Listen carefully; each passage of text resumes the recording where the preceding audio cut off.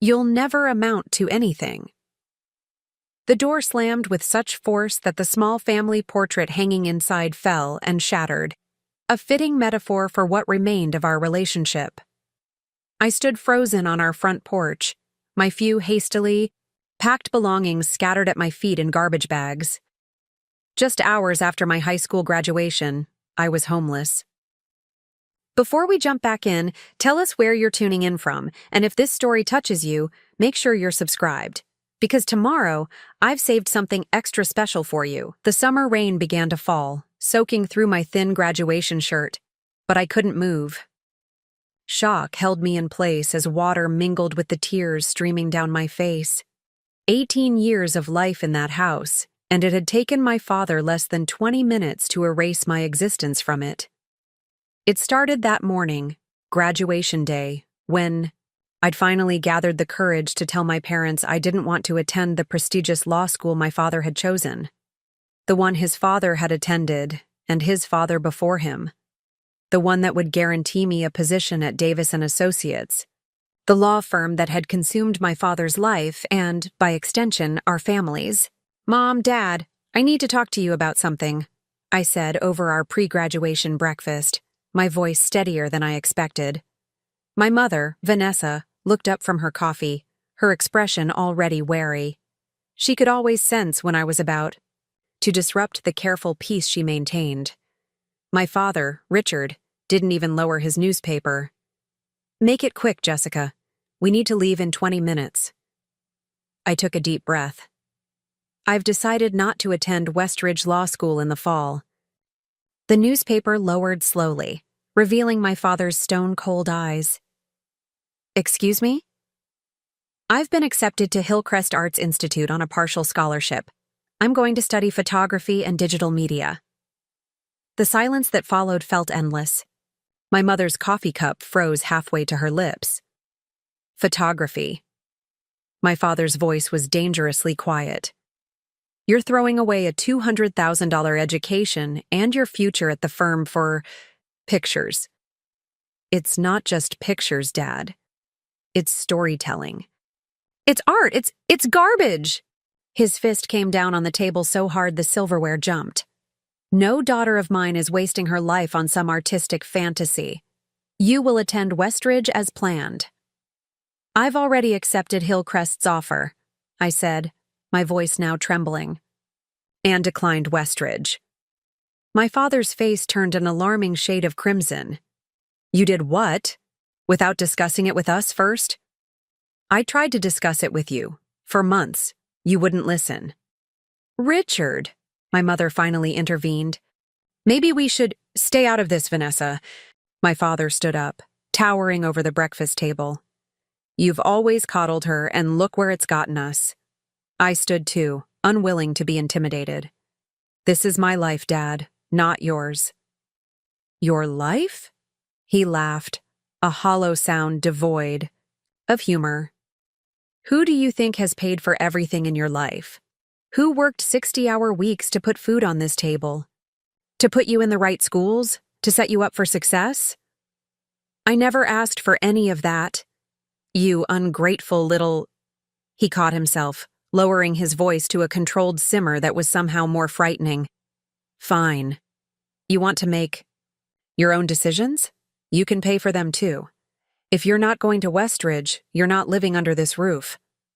My mother gasped. "Richard, you can't mean that. It's her graduation day." "I've never been more serious," he said, his eyes never leaving mine. "She wants independence? She's got it. As of today." I thought he was bluffing, a scare tactic to get me back in line.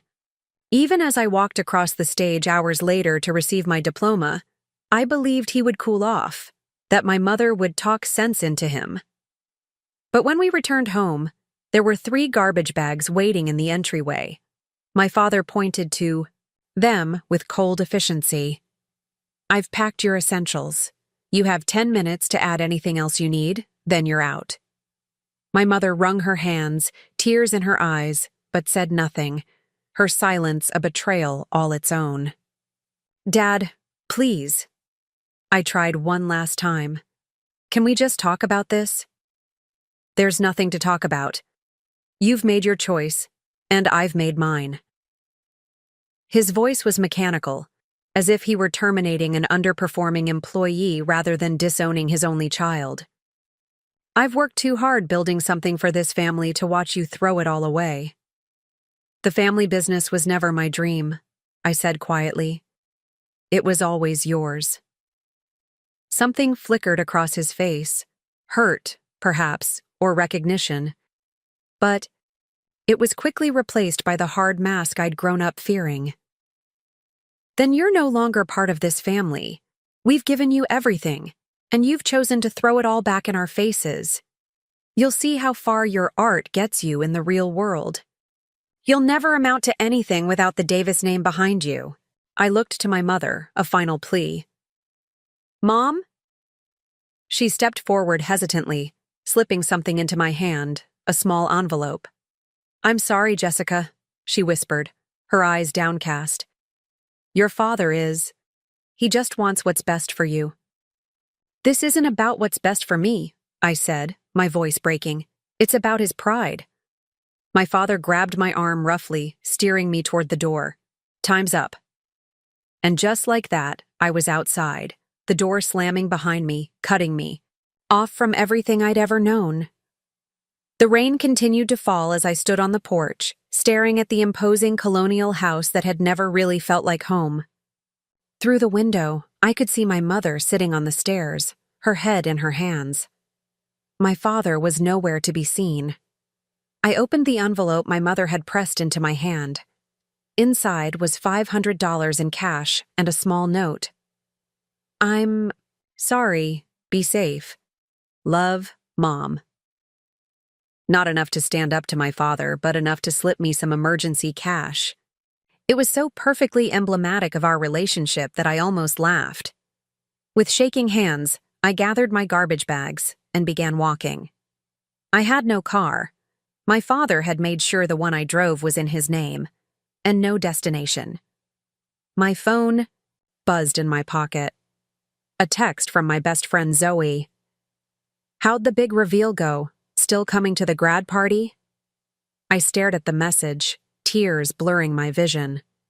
How could I explain that in the span of a few hours, my entire life had collapsed? That I was now walking in the rain with everything I owned stuffed in garbage bags? Instead, I typed, "Need a place to stay. Emergency." Zoe's response was immediate. "My door's always open. What happened?" "Tell you when I get there," I replied, adjusting the heavy bags in my hands and starting the 3-mile walk to her house. With each step, the reality of my situation sank in deeper. I had no home, limited funds, no car, no family support, just a dream that my father was certain would lead to failure. As I walked through the affluent neighborhood where I'd grown up, past manicured lawns and luxury cars, I felt like a ghost, invisible, disconnected, no longer belonging. The weight of my father's prediction pressed down on me. "You'll never amount to anything." Rain-soaked and exhausted, I finally arrived at Zoe's door. Before I could even knock, it swung open, and Zoe stood there, her celebration clothes exchanged for casual wear, her expression shifting from excitement to shock as she took in my appearance. "Holy shit, Jessica, what happened to you?" I tried to answer, but the words caught in my throat. Instead, I just stood there, dripping and broken on her doorstep. Zoe didn't ask any more questions. She simply pulled me inside, took the garbage bags from my hands, and called out to her parents. "Mom! Dad! Jessica's staying with us tonight." As Zoe's parents emerged from the kitchen, concern written across their faces, I realized this was the first moment of my new life. A life I would have to build from, scratch with no blueprint and no safety net. In that moment, soaked to the bone and shivering in my friend's entryway, I made a silent promise to myself. I would prove my father wrong. His words, "You'll never amount to anything," would not be a prophecy. They would be a challenge. Little did I know then, standing with everything I owned in 3 garbage bags, that 10 years later I would find myself on that same porch again. Only next time, I would have the keys. Preparing and narrating this story took us a lot of time, so if you are enjoying it, subscribe to our channel. It means a lot to us. Now back to the story. Zoe's family welcomed me with a warmth that made my throat tighten with emotion. Mrs. Reynolds wrapped me in a towel the moment I stepped into their home, while Mr. Reynolds carried my garbage bags to their guest room without a single prying question. Their silent understanding was a stark contrast to the cold dismissal I'd just experienced from my own parents. "You can stay as long as you need," Mrs. Reynolds said firmly after I'd changed into dry clothes. She placed a mug of hot chocolate in my hands, the same way she had when Zoe and I were children having sleepovers. No one should be thrown out on their graduation day. I could tell from her tone that she already knew more about my situation than I'd shared. The Reynolds and Davis families had moved in the same social circles for years. Word would spread quickly that Richard Davis had disowned his only daughter over her college choice. Zoe sat cross-legged on the bed beside me, her graduation cap still perched at an angle on her head, forgotten in the chaos. "I can't believe he actually did it," she said, her voice a mix of anger and disbelief. "I mean, I know your dad's intense about the whole legacy thing, but this is next-level cruel." I stared into my mug, watching the marshmallows slowly dissolve.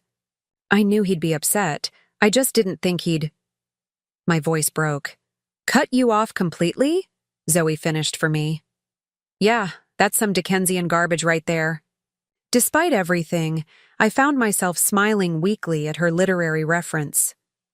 Zoe had always been the English nerd to my budding photographer. We'd met in 7th grade when I was assigned to take pictures for the school literary magazine she edited. We'd been inseparable ever since. "What am I going to do now?" I whispered, the reality of my situation hitting me in waves. "I have enough saved for maybe 2 months of rent somewhere cheap, and then what? My scholarship only covers tuition, not housing or food." "You're going to stay here until we figure it out," Zoe said decisively. "Mom and Dad already said so while you were in the shower. They're not going to let you end up homeless because your dad's being a jackass." I should have felt relief, but instead, a different emotion washed over me. Shame. The Davis family didn't accept charity. We were the ones who chaired fundraisers and made donations, not the ones in need. My father's voice echoed in my head. "A Davis stands on their own 2 feet. I can't impose on your family like that," I protested weakly. Zoe rolled her eyes. "It's not imposing when you're invited. Besides, it's just until the dorms open in August." "The dorms?" I looked at her in confusion. "At Hillcrest. You're still going, right? That's what this whole apocalypse was about." I hadn't even thought that far ahead. Would I even be able to attend Hillcrest now? The partial scholarship wouldn't be enough without my parents' financial support. "I don't know if I can afford—" "You can and you will," Zoe interrupted. "We'll figure out the money part. Student loans, work-study, whatever it takes. But you're not giving up your dream just because your dad decided to be a total—" A gentle knock at the door cut her off. Mrs. Reynolds peeked in, holding a cordless phone. "Jessica, honey, your mother's on the phone." My heart leapt. Had my mother finally stood up to my father? Was she calling to say I could come home? I took the phone with trembling hands. "Mom?" "Jessica." My mother's voice was strained, as though she was trying to stay composed. "Are you somewhere safe?" "I'm at Zoe's." "Good, good." She paused, and I could hear her take a shaky breath. "I wanted to make sure you're all right." "I'm not all right, Mom," I said, unable to keep the hurt from my voice. "Dad kicked me out. How could I possibly be all right?" "I know, sweetheart. I know. I'm trying to talk to him, but you know how he gets when he makes up his mind." The familiar excuse. My entire childhood had been punctuated by variations of, "You know how you're father gets whenever he made unreasonable demands or lost his temper. So you're just going along with it? I asked, my voice hardening. Your only daughter gets thrown out with garbage bags and you're just… What? Hoping Dad calms down eventually? It's more complicated than that, Jessica. It's really… Not, Mom. Either you think what he did was wrong, or you don't. There was a long silence on the other end of the line. Of course I think it's wrong, she finally said, her voice barely above a whisper. But I can't just… Can't just what? Stand up to him? Take my side for once? The words poured out of me, years of swallowed resentment finally finding voice. You watched him throw me out, Mom. You didn't stop him. You didn't even try. I gave you money, she said defensively. $500 and a note saying, sorry. That's what 18 years of being your daughter is worth? I heard a muffled sound that might have been a sob. What do you want me to do, Jessica? The question hung in the air. What did I want? I wanted her to leave him, to choose me, to be the mother I needed rather than the wife he demanded. But I knew she wouldn't. She never had. Nothing, I said finally, the fight draining out of me. I don't want you to do anything. You've made your choice pretty clear. That's not fair. None of this is fair, Mom, but here we are. Another silence stretched between us, filled with all the things neither of us had the courage to say. Your father will come around, she said eventually, falling back on her standard reassurance. He just needs time. And what am I supposed to do until then? Live out of garbage bags at my friend's house? The Reynolds are good people. They'll take care of you until… Her voice trailed off. Until what, Mom? Until Dad decides I'm worthy of being his daughter again? Until I give up my dreams and do what he wants? Until things settle down, she finished lamely. I closed my eyes, suddenly exhausted. I have to go. Jessica, please. Goodbye, Mom. I hung up before she could respond, before I could hear any more excuses or feeble attempts at comfort that didn't actually change anything. Zoe, who had been pretending not to listen from the other side of the room, approached cautiously. That bad? I nodded, unable to speak past the lump in my throat. She's not going to help, is she? Zoe asked softly. She's never going to choose me over him, I said, the final realization settling over me like a weighted blanket. She never has, and she never will. Zoe wrapped her arms around me as the tears I'd been holding back finally broke free. I cried, for the home I'd lost, for the mother who couldn't protect me, for the father whose approval I'd spent 18 years chasing only to be discarded when I finally chose my own path. That night, lying in the Reynolds guest bed, I stared at the ceiling and tried to process the seismic shift that had occurred in my life. Yesterday, I had been Jessica Davis, daughter of Richard and Vanessa Davis, with a clear, if unwanted, path laid out before me. Today I was. Who, exactly? My phone buzzed on the nightstand. A text from my father. Your tuition payment for Westridge has been canceled. Your car insurance and phone will remain active until the end of the month. After that, you're on your own. No, are you safe? No, I was angry, but we can talk. Just practical matters, wrapped in the cold finality of his decision. I stared at the message until the screen went dark, then light again as another text came through. This one from my cousin Natalie. Just heard what Uncle Richard did. That's so messed up. Are you okay? Word was spreading through the family. Already. By tomorrow, everyone would know that Richard Davis had cut off his daughter for choosing photography over law. I didn't respond to either message. Instead, I opened my email and navigated to the acceptance letter from Hillcrest Arts Institute. I read it over and over, reminding myself that this dream that had cost me so much had to be worth it. Another text buzzed through, this time from a number I didn't recognize. Hey, It's Ryan from Calculus. Heard about what happened with your dad. That really blows. If you need anything, let me know. And then another, from my debate team partner. Jessica, everyone's talking about what your dad did. So unfair. We're all here for you. And another, and another. News traveled fast in our small, affluent town where appearances meant everything. By morning, I would be the subject of every gossip circle and pitying conversation. I turned my phone off, unable to bear the weight of others' concern or curiosity. In the darkness of the guest room, surrounded by borrowed comfort, the full force of my abandonment crashed over me. I was alone, truly alone in a way I had never been before. Yet somewhere beneath the pain and fear, a tiny spark of defiance flickered to life. My father had cast me out, believing I would fail without his support, without the Davis name opening doors for me.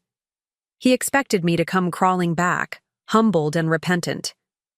I made a vow in that moment, teeth clenched against a fresh wave of tears. I would never give him that satisfaction. I would build my own life, forge my own path, and succeed so thoroughly that one day, Richard Davis would be forced to recognize what he had thrown away. What I didn't know then, what I couldn't have known as I lay in that unfamiliar bed with my world in pieces around me, was that the path from that moment of absolute abandonment to vindication would be longer and harder than I could possibly imagine. The Reynolds family was wonderful, but I couldn't stay in their guest room forever. 2 weeks after graduation, I sat at their kitchen table surrounded by newspaper classifieds, my laptop open to apartment listings I couldn't afford, and a growing sense of desperation. "Nothing?" Zoe asked, peering over my shoulder at the circled listings, all well beyond my budget. "Nothing under $800 a month that isn't in a neighborhood where I'd need armed guards," I sighed, running my hands through my hair. "And I still need to figure out how to pay for books, food, and everything else at Hillcrest." The financial reality of my situation was becoming clearer each day. My partial scholarship would cover about 60% of my tuition, but nothing else. Student loans could help, but without a co-signer, my options were limited. My father had made sure of that by informing the extended family that anyone who helped me would be cut off as well. Mrs. Reynolds placed a cup of coffee in front of me. "You'll find something, dear. The right opportunity always shows up when you need it most." I smiled weakly at her optimism, wishing I could share it. My phone buzzed with an incoming call. The screen showed Uncle Robert, and my heart jumped. My father's younger brother had always been different from the rest of the Davis clan, more relaxed, less obsessed with status and appearance. He'd been living abroad for the past few years, working for an international humanitarian organization. "Uncle Robert, hi. Jessica, my favorite niece. How are you holding up?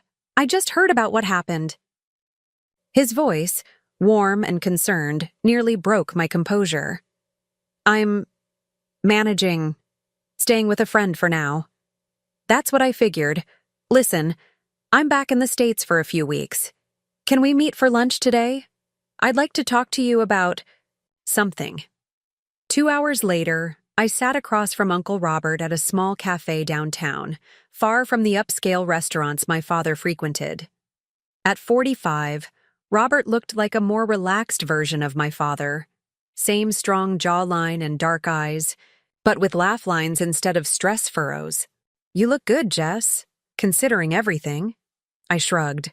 "Appearances can be deceiving. The Davis family's specialty, right?" He winced. "Fair point. Your father has always excelled at keeping up appearances." He leaned forward, eyes serious. "What he did to you was wrong. Completely wrong. I want you to know that." The simple validation brought unexpected tears to my eyes. "Thank you. That means a lot." "I've spoken to him," Robert continued. "It didn't go well. He's convinced you'll come crawling back once you realize how difficult it is out there." I set my jaw. "Never." Robert smiled. "That's my girl. I told him the same thing. You've got too much spine to give in to his tactics. He took a sip of his coffee. Which brings me to why I wanted to meet. I have a proposition for you. Proposition? I own a small apartment building on Cedar Street. Nothing fancy, but solid. There's a studio apartment opening up next month. It's yours if you want it. I blinked in surprise. I didn't even know you owned property here. It was Grandma's originally. I kept it as an investment when I moved abroad. Your father doesn't know about it. We haven't exactly been close since I chose humanitarian work over joining the family firm. My mind raced. Cedar Street was a decent area, close to downtown and the bus line to Hillcrest. Uncle Robert, that's incredibly generous, but I can't accept charity. I need to stand on my own feet. He laughed. Who said anything about charity? You'll pay rent, but at a reasonable rate that a working student can afford. And speaking of working, he reached into his messenger bag and pulled out a business card. My friend Elaine owns a photography studio downtown. She needs an assistant. The pay isn't great, but you'd be learning from one of the best commercial photographers in the state. I stared at the card in disbelief. Elaine Cortez Photography. I knew the name. Her work was featured in national magazines and advertising campaigns. I don't know what to say. Say yes, Robert urged. The apartment will be $400 a month, utilities included. The job pays $12 an hour. Part-time schedule that works around your classes. The math ran quickly through my head. It would be tight, but with student loans for the remaining tuition and careful budgeting, I could make it work. Why are you doing this? I asked, still stunned by his generosity. Robert's expression softened.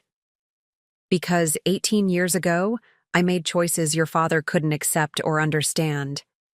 I know what it's like to be cut off by Richard Davis for following your own path.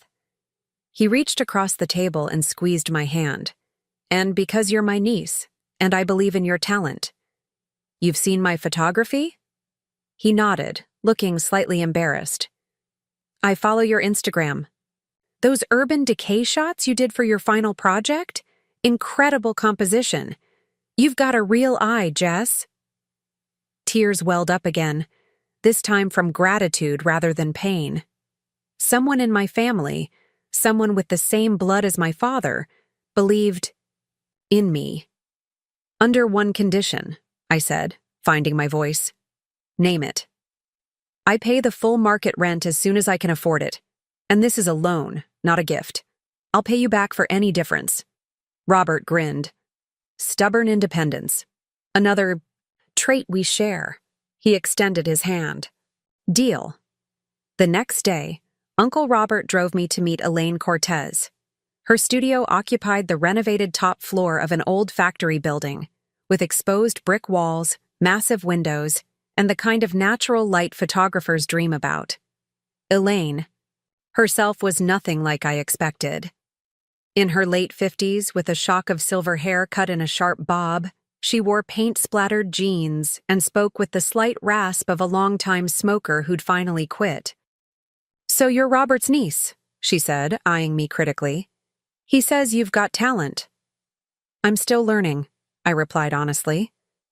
She nodded approvingly. Good answer. The ones who think they already know everything are useless to me.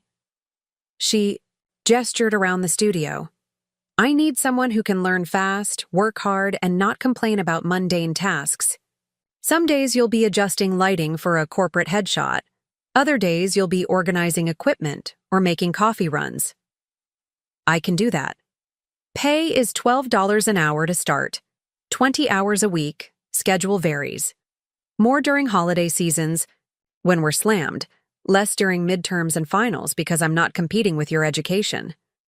She crossed her arms. Still interested? Absolutely. Robert mentioned your situation. Parents cut you off because you chose art over law. Right? I nodded, uncomfortable with how much Uncle Robert had shared. Been there, Elaine said simply. My old man wanted me to be a dental hygienist, practical, respectable, steady income. She shrugged.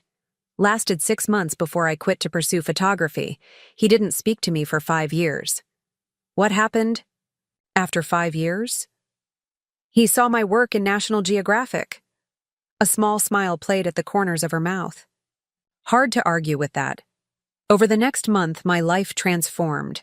I moved into the small but clean studio apartment in Uncle Robert's building.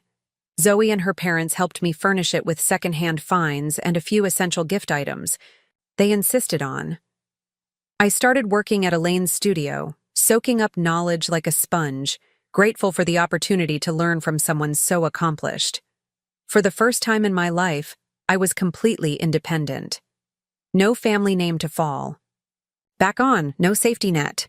Every decision was mine alone to make, every consequence mine to bear. It was terrifying and exhilarating all at once.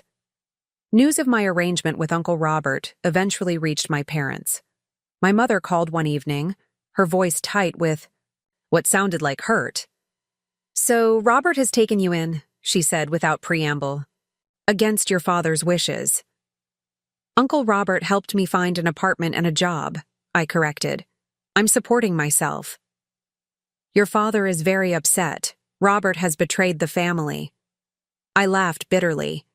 "Betrayed the family? By helping your daughter avoid homelessness? What does that make you, Mom, for letting Dad kick me out in the first place?" Her silence spoke volumes. "Is that why you called? To guilt me about accepting help from Uncle Robert?" "I called because I miss you," she said quietly. "The house is so empty without you." A pang of homesickness hit me unexpectedly. Despite everything, I missed my mother too. The good moments, rare as they were when my father's influence didn't overshadow her natural warmth. "You know where I am," I said softly. "You can visit any time. Without Dad."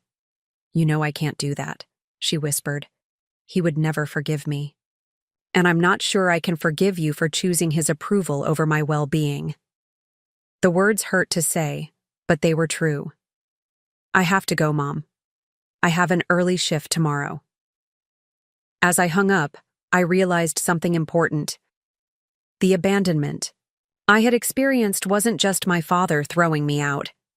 It was my mother's silent compliance, her unwillingness to stand up for me, her commitment to keeping the peace at any cost, even the cost of her relationship with her only child. But where one door had closed, others had opened. Uncle Robert's unexpected alliance had given me more than just material support. It had shown me that I wasn't alone, that my path was valid, that someone in my family believed in my dreams enough to invest in them. As I prepared for my first semester at Hillcrest, I pinned a note above my desk, a reminder on the difficult days that would surely come. "You'll never amount to anything." Richard Davis. It wasn't a taunt or a prophecy. It was fuel for the fire that would drive me forward, one day at a time. Fall semester at Hillcrest Arts Institute began with a whirlwind of emotions. The campus, a collection of renovated industrial buildings converted into modern arts facilities, hummed with creative energy. Students carried portfolios instead of traditional backpacks. Professors wore paint-splattered clothes rather than tweed jackets, and conversations in the hallways revolved around light composition and narrative themes instead of football scores. It was everything I had dreamed of and fought for, and I was terrified I didn't belong. "You look like you're about to bolt," Zoe observed during her first visit to my apartment. She had enrolled at State University, only 30 minutes away, majoring in English literature. "This place suits you, though, very artsy photographer chic." I glanced around my tiny studio. I had done my best with limited resources. Thrift store furniture, string lights, and prints of my own photography adorning the walls. It wasn't much, but it was mine. "I keep waiting for someone to realize I don't deserve to be here," I admitted, arranging mugs of instant coffee on my secondhand coffee table. "Everyone else seems so confident, like they've been artists their whole lives." "And you haven't?" Zoe raised an eyebrow. "Jess, You've been taking photos since your 10th birthday when your mom got you that little point and shoot. Remember when you documented every single flower in the botanical garden? 300 photos, and you labeled all of them. I smiled at the memory. Dad called it a waste of time. And yet you kept going. That's the difference between you and half those confident students. You've already faced opposition and chosen to continue anyway. That counts for something. Her words stayed with me as I navigated those first challenging months. Balancing full-time studies with my job at Elaine's studio pushed me to my limits. I woke at 5 a.m. to study, attended classes until mid-afternoon, then worked until evening. Weekends were split between additional shifts at the studio and coursework. Sleep became a luxury I couldn't often afford. Financial reality hit hard and fast. Despite my careful budgeting, unexpected expenses kept arising. Specialized photography paper that cost 3 times what I'd budgeted, a required lens for a particular class, software updates I couldn't do without. My small savings dwindled rapidly. One Wednesday in late October, I stood in a grocery store aisle staring at the price of pasta, calculating whether I could make $27 last until payday. My phone buzzed with a text from my mother. "Thinking of you. Hope school is going well." These occasional messages were the extent of our communication now, brief, superficial texts that avoided addressing the rift between us. I never responded. As I placed the cheapest pasta option in my basket, I spotted a familiar figure at the end of the aisle. Natalie, my cousin from my father's side of the family, was examining a jar of sauce. My first instinct was to hide. I hadn't seen any family members except Uncle Robert since graduation. Before I could retreat, she looked up. "Jessica?" Too late. "Hi, Natalie." She approached hesitantly, as though unsure of her welcome. "How are you? We've all been wondering." "I'm fine," I replied automatically, conscious of my shabby sweater and the meager contents of my shopping basket. "Really? Because you look exhausted." Her bluntness was refreshing after months of carefully constructed facades. I sighed. "I am exhausted, but I'm managing." Natalie bit her lip. "Look, I know Uncle Richard has forbidden everyone from helping. But this is ridiculous. Your family. Not according to him. Well, he doesn't speak for all of us." She glanced around as if worried we might be overheard. "Are you free for dinner tonight? My place?" That evening, I discovered that Natalie's invitation wasn't just about reconnecting. It was an organized act of family rebellion. At her apartment, I found Uncle Robert, Aunt Patricia, my mother's sister, and my cousins Derek and Lindsay. "What is this?" I asked, overwhelmed by the unexpected family gathering. "Dinner," Natalie said simply, "and a conversation we all need to have." Over lasagna and salad, my relatives shared their frustration with my father's edict against helping me. "Richard has always been controlling," Aunt Patricia said. "But this crosses a line. You're his daughter, for heaven's sake." "He's made his position clear," I replied, the hurt still raw. "I'm only his daughter if I follow his rules." "Which is precisely why we're here," Uncle Robert interjected. "Your father may have cut you off, but we haven't. We've created a family fund to help you through school." I froze, fork halfway to my mouth. "A what?" "Nothing excessive," Aunt Patricia clarified. "Just enough to ensure you can eat properly and buy your supplies without working yourself to exhaustion. We're all contributing what we can."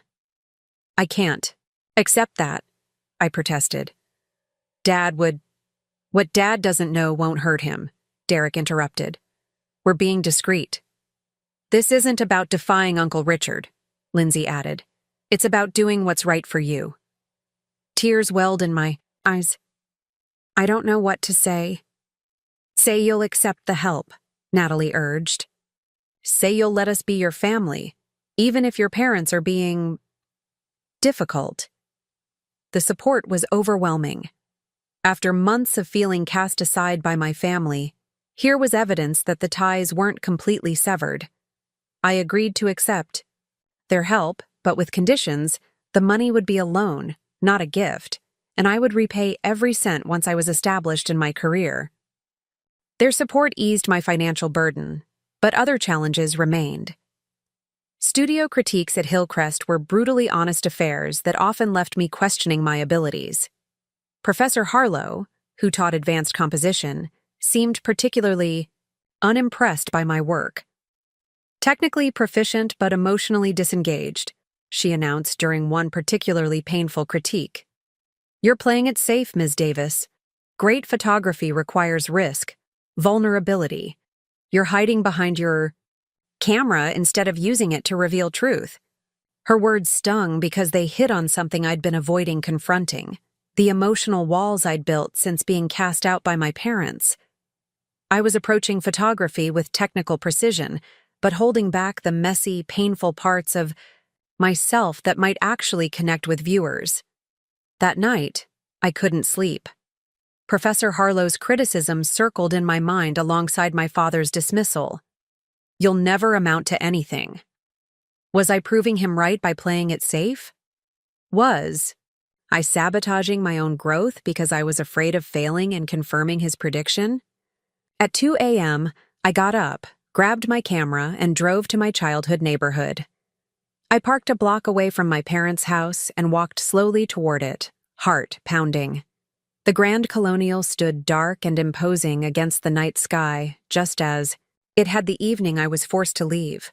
I raised my camera and began to shoot, not just the house itself, but details I'd never noticed growing up. The way the security light cast prison bar shadows across the manicured lawn, the cold symmetry of the windows, the emptiness of a home designed to impress rather than welcome.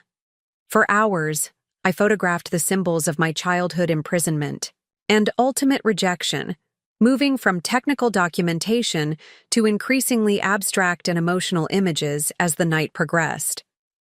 When dawn began to break, I had hundreds of raw, unfiltered photographs and tear-stained cheeks. The resulting series titled Foreclosure became my midterm project. Professor Harlow stood silent before the displayed prints during our class evaluation, studying each image carefully. This, she finally said, tapping one particularly haunting shot of the family crest on the front gate, is what I've been waiting to see from you. Whatever emotional dam was holding you back has broken. Keep this honesty in your work going forward. That project marked a turning point in my artistic development.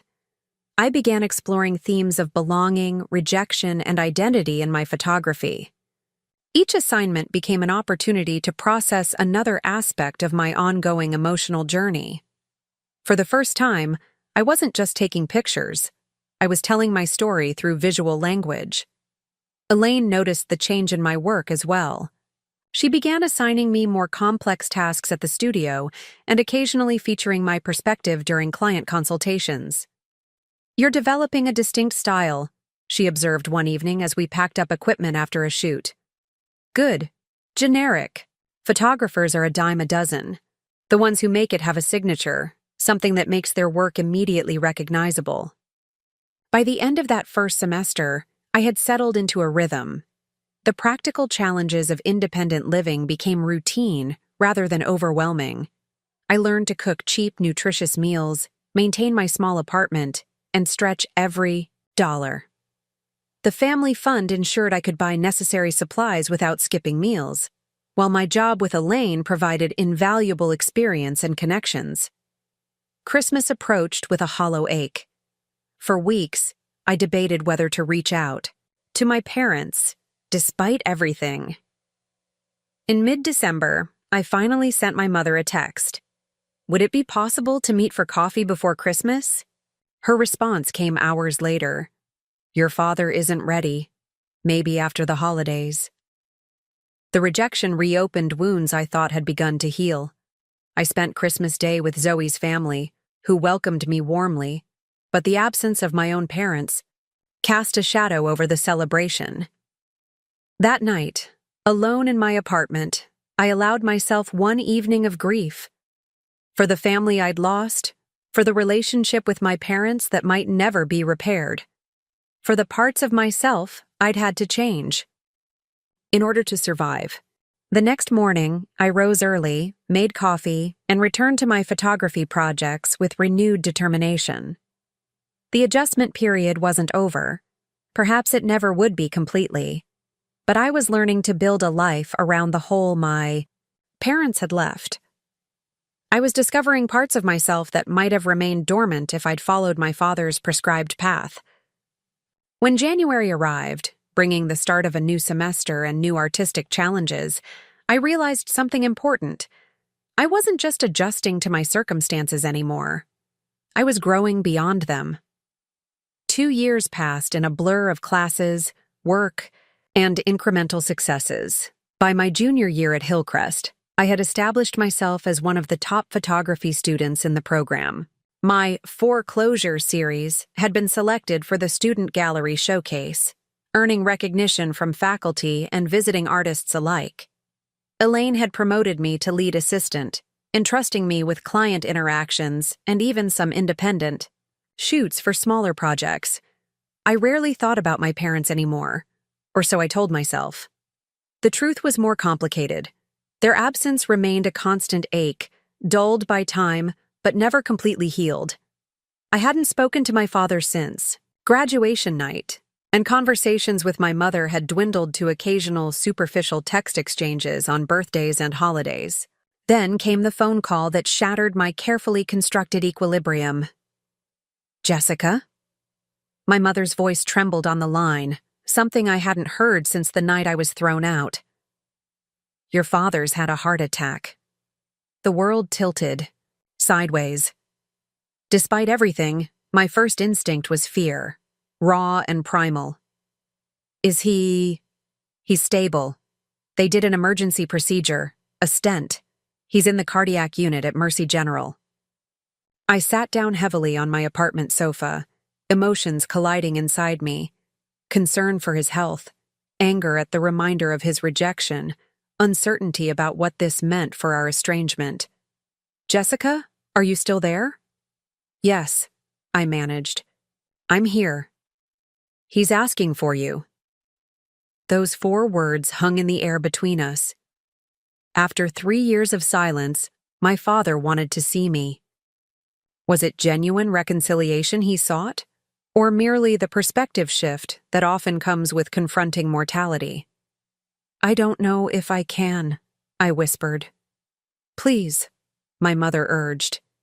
"He may not." She stopped herself, but the unfinished thought lingered. "He may not have another chance." "I'll think about it," I said finally, unable to commit either way. After hanging up, I paced my apartment, torn by conflicting impulses. Part of me wanted to rush to his bedside, desperate for reconciliation. Another part feared walking back into that dynamic of conditional love and approval.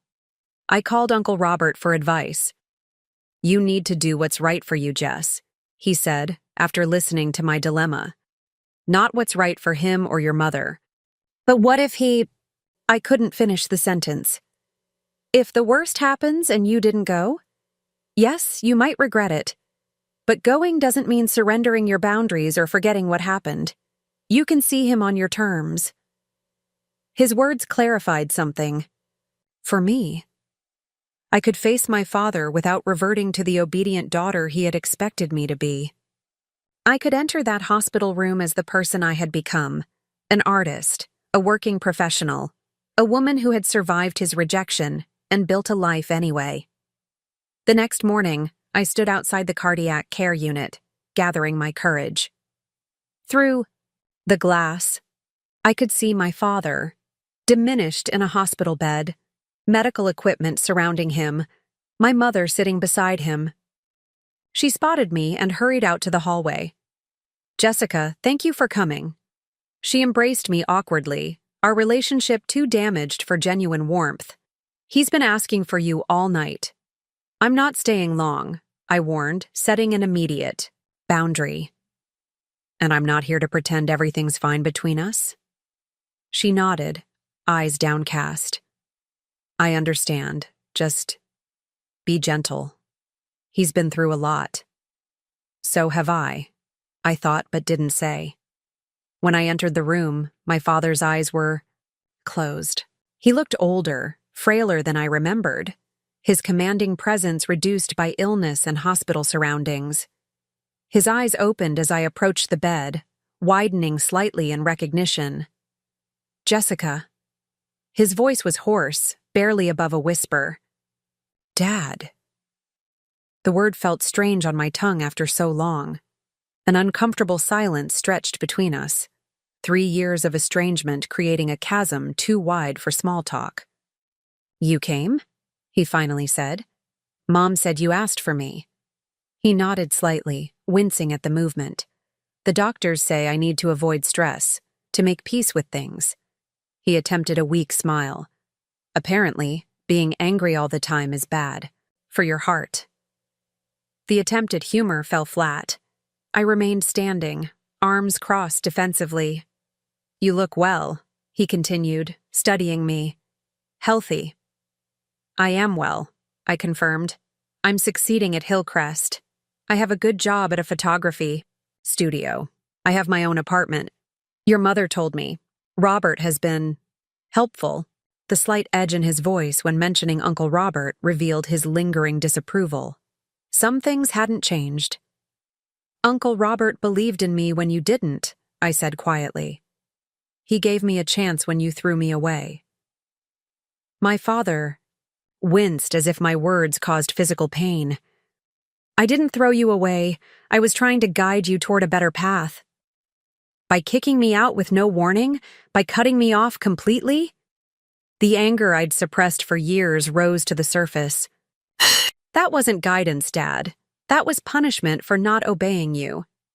I admit I reacted strongly, he conceded, surprising me. But you have to understand, Jessica. I wanted security for you. Photography is such an uncertain field. You didn't want security for me. You wanted control over me. The words tumbled out. 3 years of unspoken truth finally finding voice. You wanted me to follow the path you chose, to live the life you designed. You never once asked what I wanted or what would make me happy. I'm your father. I know what's best. No, I interrupted, my voice firm but controlled. You knew what worked for you, what fit your vision of success. But I'm not you, Dad. I never was. And forcing me to become a carbon copy of you wasn't love. It was ego. My mother made a small sound of distress from the doorway, but I continued. Years of hurt pouring out. Do you know what it did to me when you said I'd never amount to anything? When you discarded me like I was nothing because I chose a different path? Do you have any idea how hard these last 3 years have been? My father looked away, unable to meet my gaze. I didn't mean that. I was angry. You meant it at the time, I insisted. And even if you regret it now, you still let me struggle alone for 3 years, rather than admit you were wrong. I was wrong, he whispered, the admission clearly painful for him. Is that what you want to hear? I was wrong. The words I'd waited years to hear landed with less impact than I'd imagined. They couldn't erase the nights I'd gone hungry to afford school supplies, the holidays spent with friends' families, the constant fear of failure that had haunted me.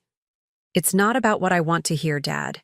It's about you finally recognizing that you hurt me, deeply and unnecessarily. That you broke our family because you couldn't accept that I had dreams different from yours. My father closed his eyes, exhaustion evident on his face. The monitors beside his bed showed his heart rate increasing. Jessica, my mother warned, remember what the doctor said about stress.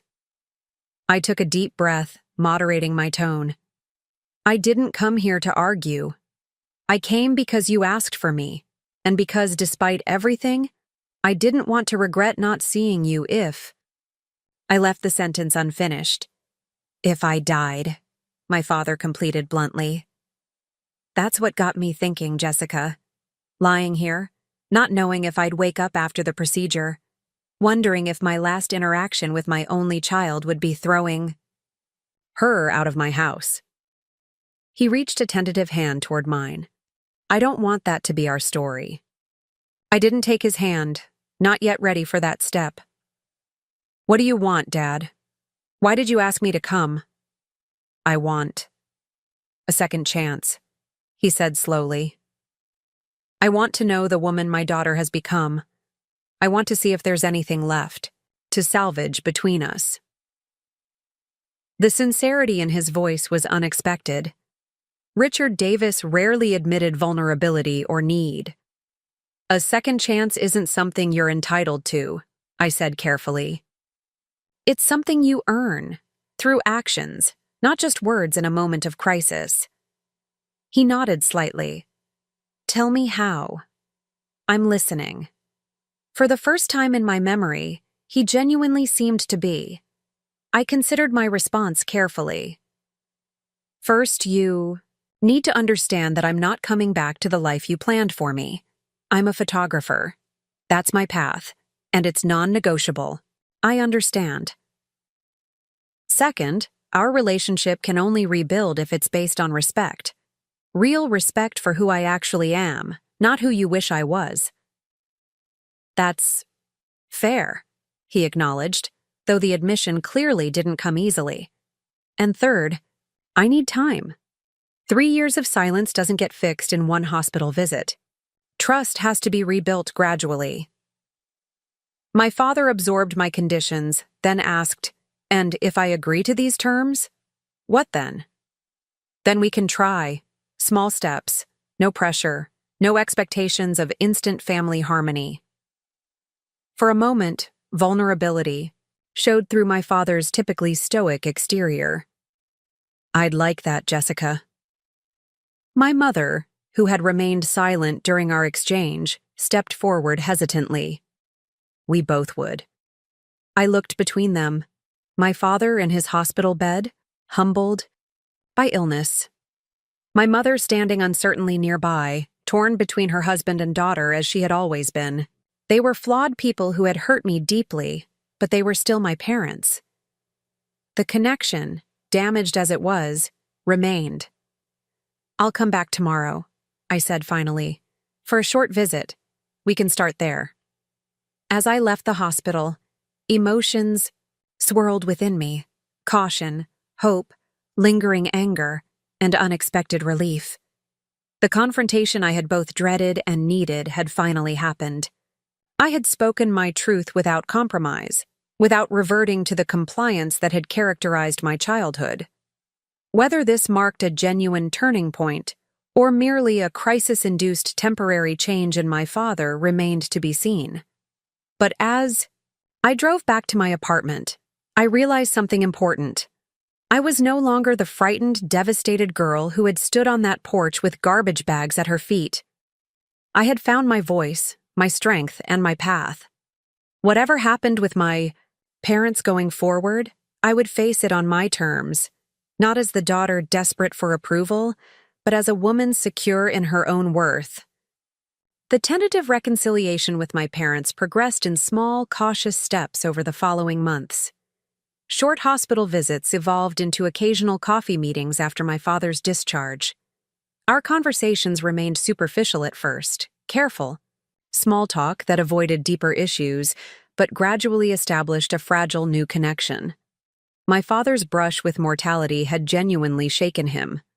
The imperious attorney who had ruled our household with unwavering certainty seemed diminished, not just physically but in spirit.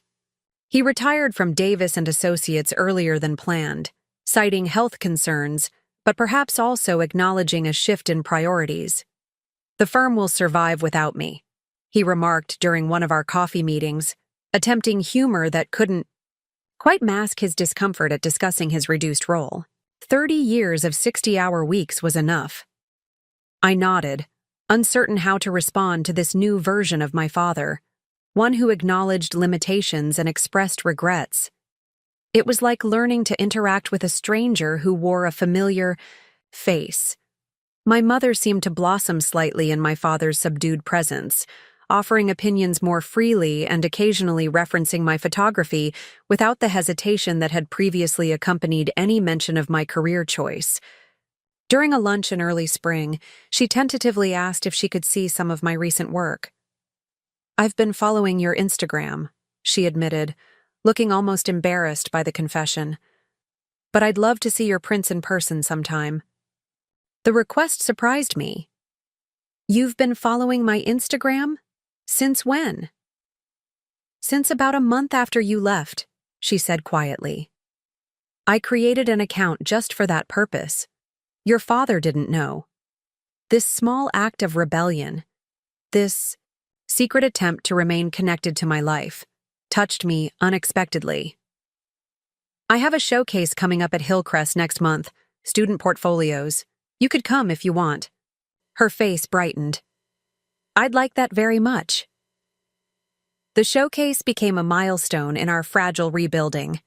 Both my parents attended, my father looking uncomfortably out of place among the artistic crowd in his pressed shirt and slacks.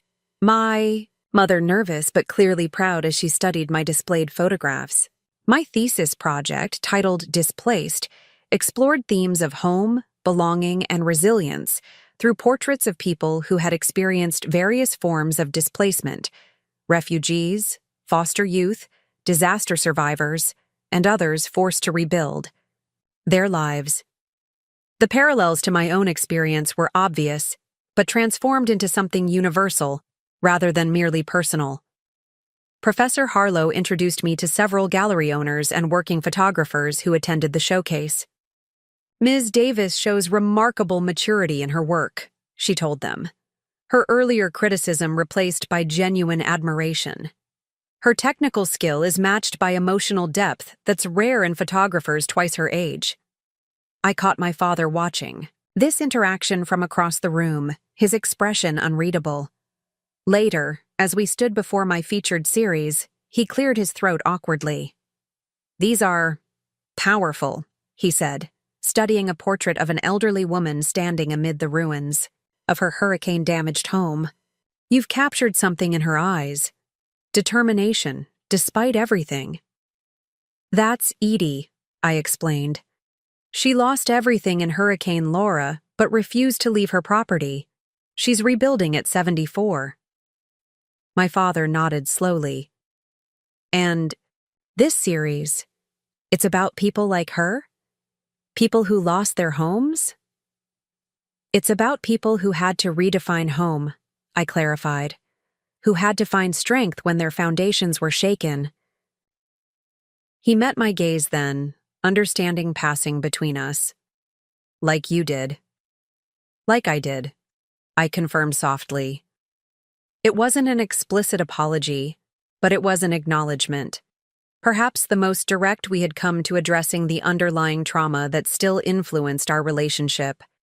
As graduation approached, my professional life gained momentum. Elaine offered me a permanent position as her associate photographer, with the potential for partnership after a few years.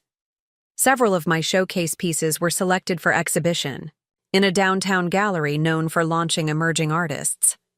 My future, which had once seemed so precarious, was taking promising shape. Then came the phone call that would force me to make a pivotal choice about the direction of my life and the nature of forgiveness. "Jessica?"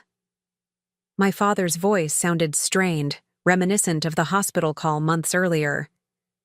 "Do you have a moment to talk? Is everything okay? Your heart?" "My health is fine," he assured me quickly.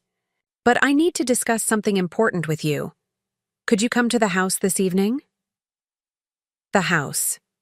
My childhood home that I hadn't entered since graduation night. The invitation itself was significant, a crossing of boundaries that had remained firm despite our cautious reconciliation. "What's this about?"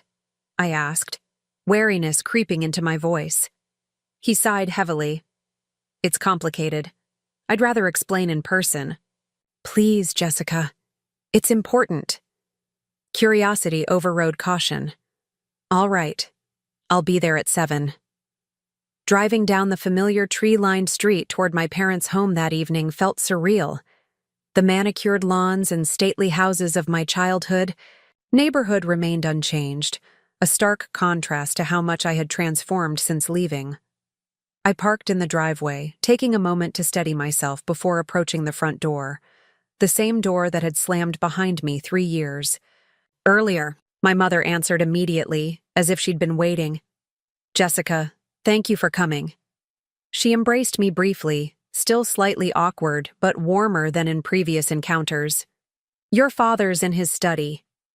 The house smelled the same: lemon, polish, and the faint scent of my mother's preferred flowers.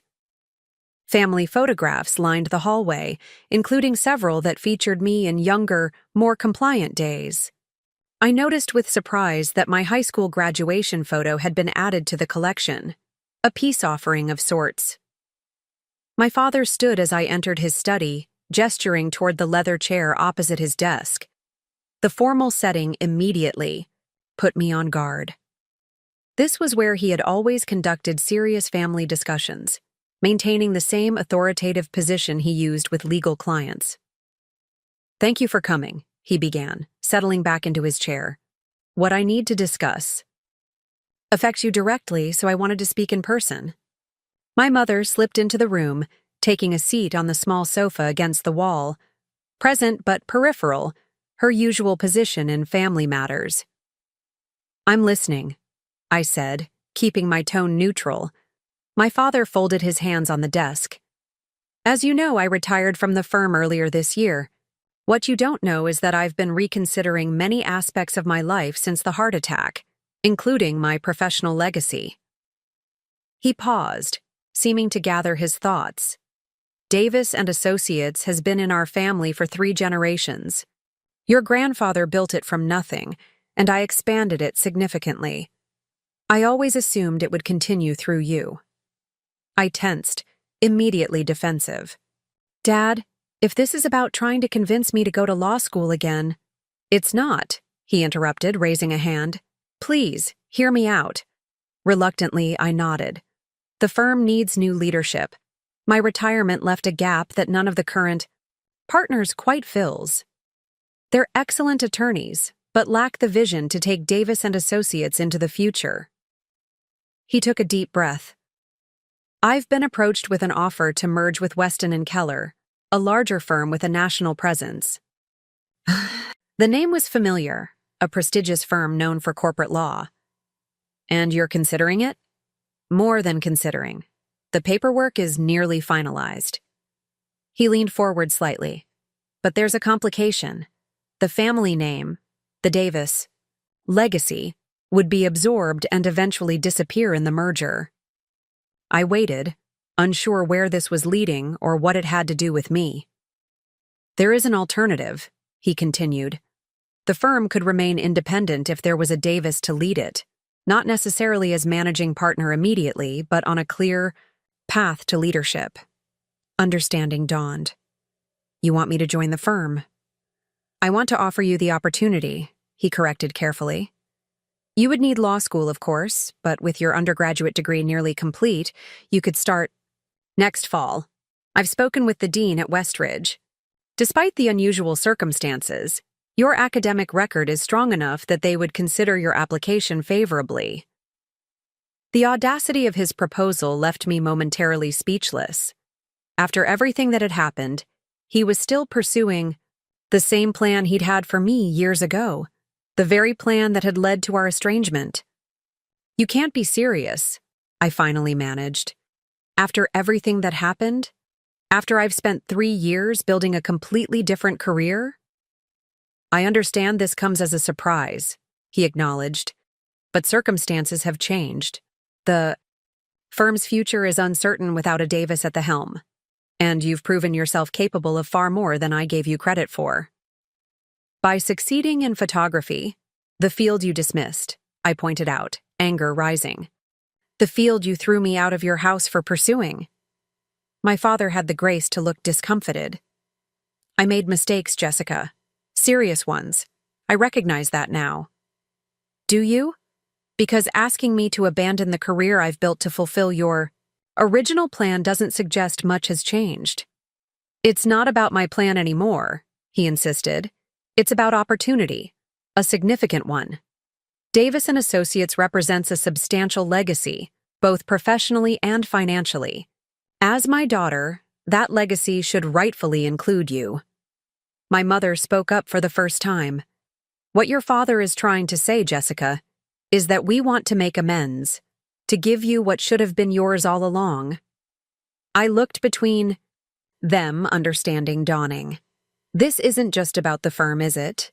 This is your way of bringing me back into the fold, of making things right, according to your definition. My father shifted uncomfortably. Is it so wrong to want to provide for your future? To offer you stability and prominence in a respected profession? It's wrong to ignore who I actually am and what I actually want, I replied steadily. I'm not a lawyer, Dad. I've never wanted to be one. I'm a photographer, a good one, with a promising career already in motion. Photography is a difficult field, he countered. Competitive, unstable. Law offers security, prestige. I don't need your version of security, I interrupted. I've been supporting myself for 3 years. I have a job offer from one of the most respected photographers in the state. My work is being exhibited in galleries. I'm building the life I want. At least consider it, my father urged. Take some time to think about what this opportunity truly represents. I stood, unable to remain in the suffocating formality of his study any longer. I don't need time. My answer is no. The familiar flash of disappointment crossed his face, the expression I'd spent my childhood dreading and my adult life learning to withstand. Jessica, you're being hasty. This decision affects not just your future, but generations of Davis legacy. A legacy you excluded me from the moment I chose my own path, I reminded him. You can't disown me when I displease you, then try to reclaim me when it suits your purposes. My mother rose, distress evident. Jessica, please. Your father is trying to make things right. By attempting to erase the last 3 years? By pretending my career choice was just a phase? I shook my head. That's not making things right. That's trying to rewrite history to fit a narrative where he didn't make devastating mistakes. My father's jaw tightened, the first glimpse of his former authoritative self since his illness. You're being unnecessarily dramatic. I'm offering you a substantial opportunity that most would gratefully accept. I'm not most people. I'm your daughter, the one you said would never amount to anything because I chose art over law. The old hurt resurged, sharper for having been temporarily buried beneath cautious reconciliation. Was that conditional? Did you only mean I wouldn't amount to anything as a photographer? Or did you mean I was worthless unless I followed your approved path? I told you I regret those words, he said stiffly. Regret isn't the same as understanding why they were wrong, I countered. And this offer proves you still don't understand. I turned to leave, then paused at the door. I've spent 3 years proving I could succeed without your name, your money, or your approval. I'm not abandoning that journey now because you've decided I'm worthy of the Davis legacy after all. The drive home passed in a blur of emotions. Anger at my father's persistent inability to accept my choices. Disappointment that our fragile reconciliation had been built on such shaky foundations. And beneath it all, a deeper recognition that I stood at a crossroads. I could return to the fold, accept the path of least resistance, reclaim my place in the family and the privileges that came with it. Or I could continue on my hard-won independent journey, maintaining integrity to my own vision despite the more difficult road ahead. Back in my apartment, I paced restlessly, too agitated to settle. My phone buzzed repeatedly, messages from both parents that I ignored. Eventually, I called the one person whose perspective I knew would be untainted by family dynamics. He offered you what? Elaine exclaimed when I explained the situation. After everything you've accomplished? He sees it as giving me back what I lost, I explained, sinking onto my sofa. Making amends by offering me the family legacy. That's not making amends, Elaine said flatly. That's trying to erase your independence and bring you back under control. Her bluntness was refreshing after the convoluted emotional tangle of the evening. Part of me wonders if I'm being stubborn by refusing, I admitted. The practical benefits are substantial: financial security, professional status. At the cost of your authentic self, Elaine pointed out. Jessica, I've watched you develop into a uniquely talented photographer with a perspective that can't be taught. That didn't happen despite your struggles. It happened because of them. Your work has depth precisely because you've had to fight for every step forward. Her words resonated with something Professor Harlow had said during my portfolio review. There's a hard-won clarity in your compositions that speaks of personal reckoning. Don't lose that authenticity. It's your greatest strength. This isn't just about career choice, is it? I said slowly. It's about whether I'm willing to be defined by his terms again. Exactly. And about whether you trust yourself enough to continue on your own path. After we hung up, I sat in contemplative silence, considering the pivotal nature of this decision. It wasn't just about law versus photography anymore. It was about the fundamental direction of my life, and whether reconciliation with my parents required compromising my hard-won identity. Around midnight, I finally responded to my mother's texts. I need time to think. Please don't contact me for a few days. The next morning, I requested a meeting with Professor Harlow, seeking guidance from someone whose artistic judgment I trusted implicitly. We met in her office, surrounded by her acclaimed photography books and exhibition catalogs. You already know what you need to do, she said after listening to my dilemma. You're just seeking permission to trust your instincts. Am I making a mistake by turning down security for passion? She smiled slightly. That framing reveals your father's influence still at work in your thinking. Security versus passion is a false dichotomy. Many successful photographers lead stable, financially sound lives doing work they love. But the odds are actually in your favor, she interrupted. Your technical skills are exceptional. Your artistic voice is distinctive and evolving. You've already secured professional connections most students only dream of. And most importantly, you've demonstrated remarkable resilience and work ethic. She leaned forward, emphasizing her next words. Jessica, in 3 years, you've built more momentum in photography than many create in a decade. Abandoning that trajectory now would be the true risk. Later that day, I met with Elaine to discuss the associate photographer position she had offered. What had been a tentative conversation about future possibilities became a concrete negotiation of terms, salary, and growth potential. By the end of our meeting, I had a formal offer letter and a clear professional pathway that had nothing to do with the Davis name or legacy. That evening, I stood at my apartment window, watching the sunset bathe the city in golden light, the kind of lighting photographers dream of capturing. The moment felt symbolic. Illumination after confusion, clarity emerging from shadow. I had my answer. I knew what I needed to do.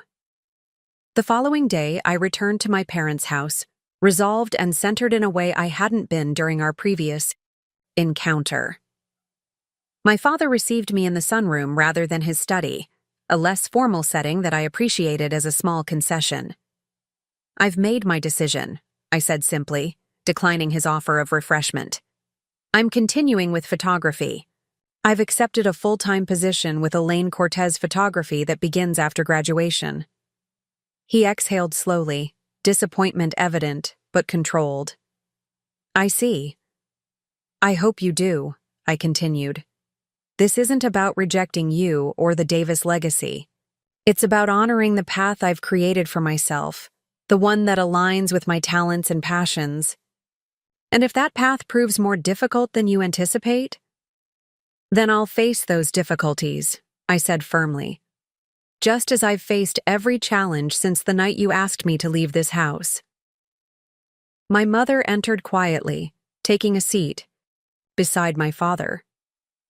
Her expression suggested she already knew what my answer would be. I want a relationship with both of you, I continued. But it has to be based on who I actually am, not who you wish I was. I can't be the daughter who follows your predetermined script, Dad. I need to write my own story. My father was silent for a long moment, absorbing my words. When he finally spoke, his voice held resignation rather than anger. I had hoped, but I understand. Your mind is made up. It is. And the firm, Davis and Associates? That's your legacy, not mine, I said gently. Whatever decision you make about its future should be based on what's best for the firm, not on hopes that I might somehow save the family name. He nodded slowly. You've become quite definitive in your positions. I've had to be, I replied, meeting his gaze steadily. We talked for another hour, the most honest conversation we'd had since my departure 3 years earlier. There were no dramatic breakthroughs or tearful reconciliations, but there was a new foundation being laid, one based on reality rather than wishful thinking from either side. As I prepared to leave, my father walked me to the door, a courtesy he hadn't extended on my previous visit. Your exhibition, he said unexpectedly. The portraits of displaced people. What about them? They showed remarkable empathy and technical skill I hadn't fully appreciated. He hesitated. I would like to understand your work better, to see what you see through that camera of yours. It wasn't acceptance, not completely, but it was an opening, a willingness to try understanding the path I had chosen rather than simply dismissing it. I have another exhibition next month, I offered. The Downtown Gallery. I could send you the details. Please do. Walking to my car, I felt lighter than I had in years. I hadn't compromised my hard-won independence or authenticity. I hadn't surrendered to the easier path of falling back into family patterns. Instead, I had stood firmly in my truth and offered connection on new, healthier terms. The pivotal decision hadn't really been about career paths. It had been about defining myself on my own terms while still allowing for the possibility of family reconciliation. It had been about recognizing that true amends couldn't come through erasing the past, but only through acknowledging it and building something new from its lessons. As I drove away from my childhood home, I realized I was no longer looking in the rearview mirror. My focus had shifted firmly to the road ahead, a road I had chosen, a journey I had earned the right to continue. My graduation from Hillcrest Arts Institute marked the official transition from student to professional. The ceremony itself was small and intimate, typical of specialized arts programs. Elaine attended, along with Zoe, Uncle Robert, and several of my supportive extended family members. My parents sat somewhat awkwardly in the row behind them, still separate from the network of support I'd built in their absence, but present, nonetheless. After the ceremony, my mother embraced me with genuine pride. Your father and I have something for you, she said, handing me an envelope. I opened it cautiously, half expecting another attempt to lure me toward law school. Inside was a check, a substantial one. What is this? I asked, immediately wary. Consider it delayed support, my father explained. Money that would have gone toward your education if circumstances had been different. The sum was generous, enough to clear my student loans and provide a cushion as I started my professional career. Part of me wanted to refuse it, to maintain the complete independence I'd worked so hard to establish. But another part recognized that accepting financial help now, on my terms, after succeeding without it, was different from being dependent on their approval. Thank you, I said finally. This will help with my student loans. That was the intention, my father replied, seeming relieved at my acceptance. A fresh start without debt hanging over you. It was a peace offering, an acknowledgement of their absence during my college years. I accepted it as such, careful to maintain boundaries while allowing for this gesture of support. The summer following graduation passed in a whirlwind of activity. I began my full-time position at Elaine's studio, moved into a slightly larger apartment, and saw my Displaced series featured in not one, but 2 gallery exhibitions. Life was unfolding exactly as I had planned since taking control of my own path. Then came the first signs of resistance to the narrative I'd been carefully constructing. It began innocuously enough, a call from my mother suggesting lunch at an upscale restaurant downtown. "Your father's business associate will be joining us," she mentioned casually. "Harrison Weston from Weston and Keller. He's very interested in meeting you." "Mom," I said carefully, "if this is another attempt to draw me into the legal world—" "Not at all," she assured me quickly. "Harrison is an avid art collector. I mentioned your upcoming exhibition and he expressed genuine interest." Skeptical but willing to give her the benefit of the doubt, I agreed to the lunch. Harrison Weston proved to be a charming man in his 60s, with an impressive knowledge of contemporary photography.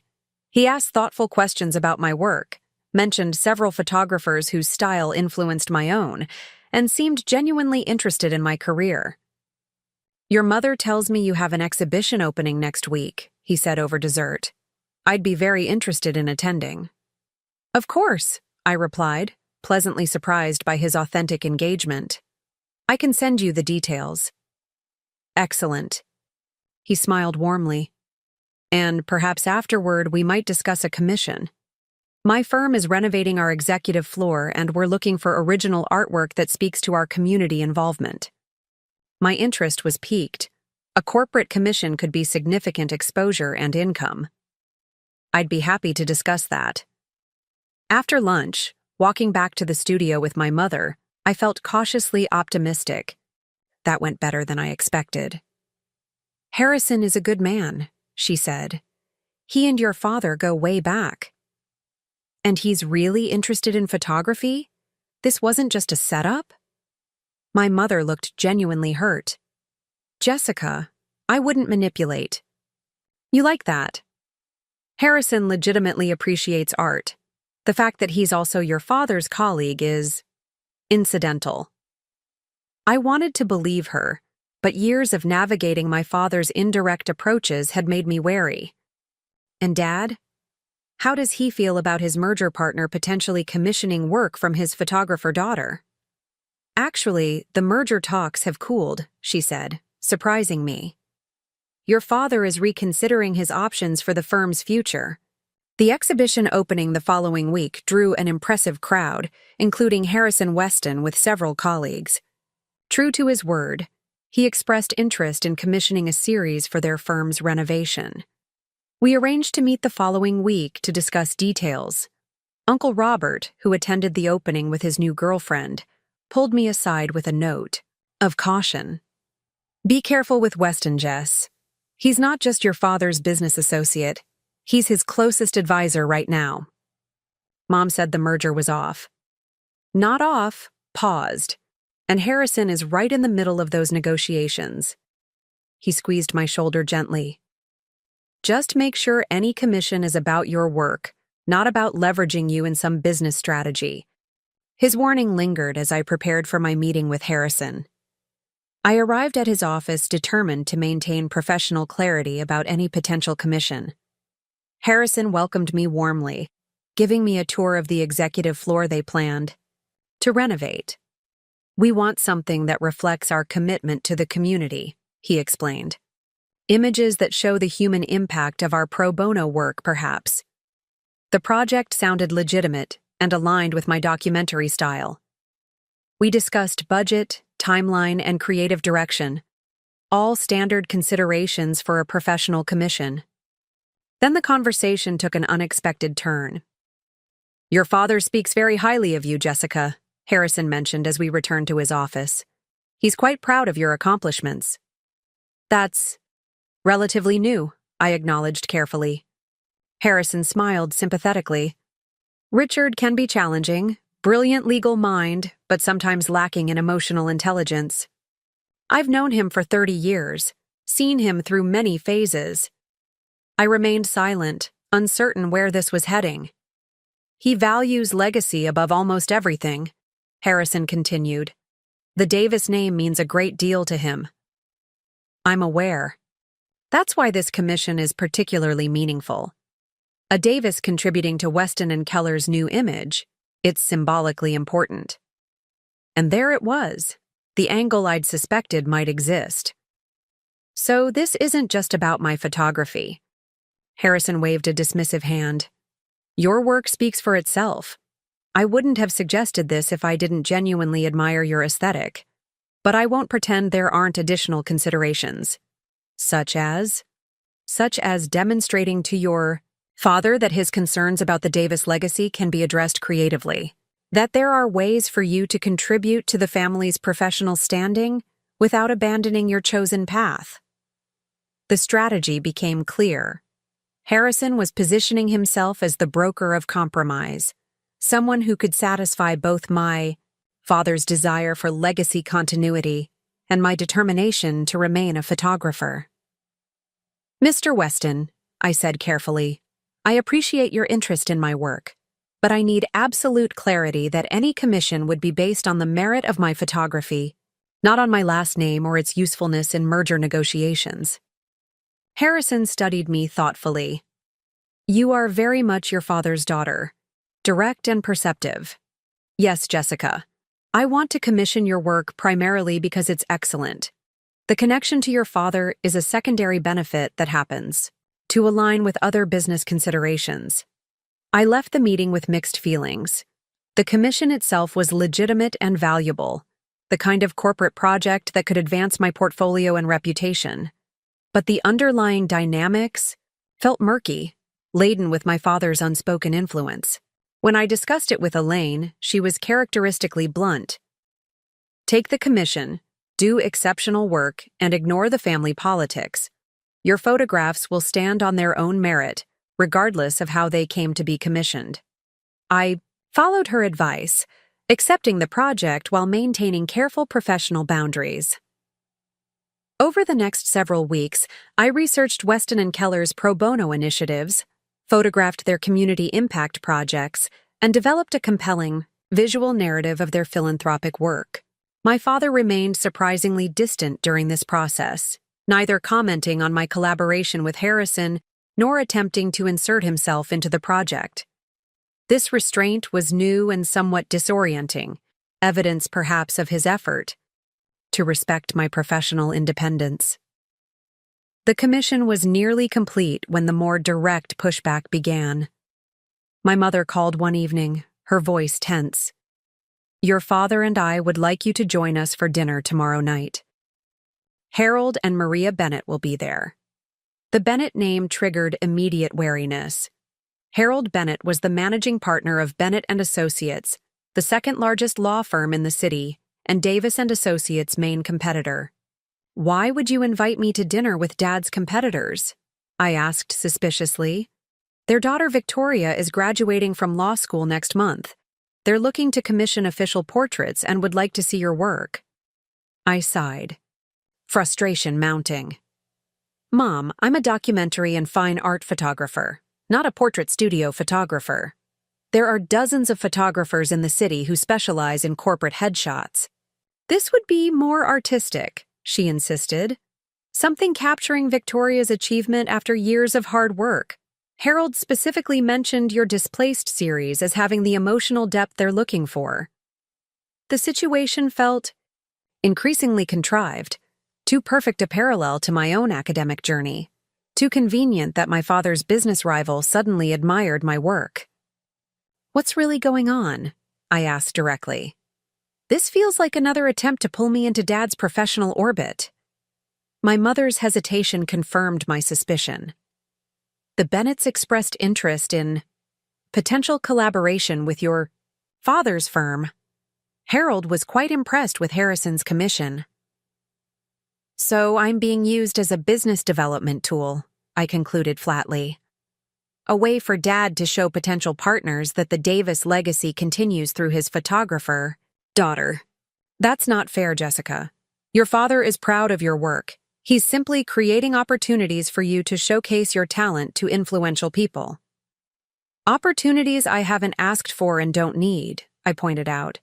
I have a thriving career that I've built independently. I don't need to be paraded in front of Dad's business associates. Despite my reservations, I agreed to the dinner, determined to address the situation directly rather than avoiding it. The evening proved exactly as uncomfortable as I'd anticipated. Harold and Maria Bennett were polite, but clearly more interested in discussing potential business arrangements with my father than in my photography. Victoria, their daughter, seemed embarrassed by the transparent networking her parents were attempting. When Harold inevitably brought up the possibility of commissioning portraits, I was direct. Mr. Bennett, my schedule is currently full with existing commitments. However, I'd be happy to recommend several excellent portrait photographers who specialize in the type of images you're describing. My father's expression tightened almost imperceptibly. The familiar look of disappointment I'd grown up dreading, but had learned to withstand. Later that evening, after the Bennetts departed, the tension broke into open conflict. You deliberately sabotaged a valuable connection, my father accused, his composed facade slipping. The Bennetts could have been significant clients for you. I don't need clients who are only interested in me because of my connection to you, I replied evenly. And I don't appreciate being used as a business development strategy without my consent. Is that what you think this is? His voice rose slightly. That I'm using you? What else would you call arranging meetings with business associates under the pretense of interest in my work, when the real agenda is exploring potential firm collaborations? My mother attempted to intervene. Jessica, your father is simply trying to help your career. My career is doing fine without this kind of help, I insisted.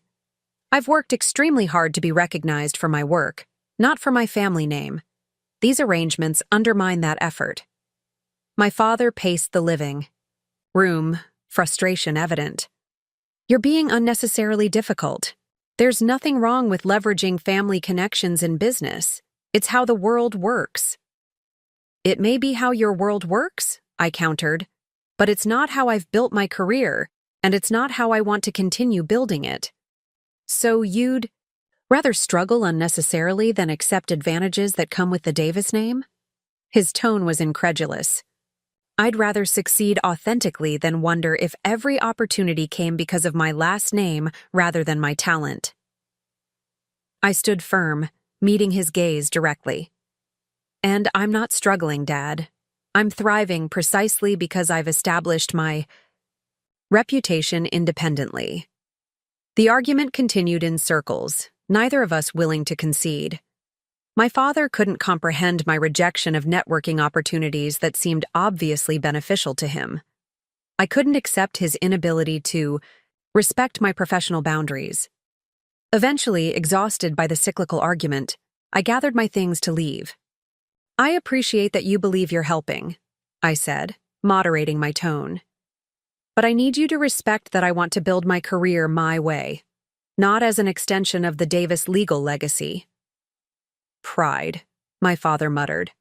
Stubborn, unnecessary. Pride.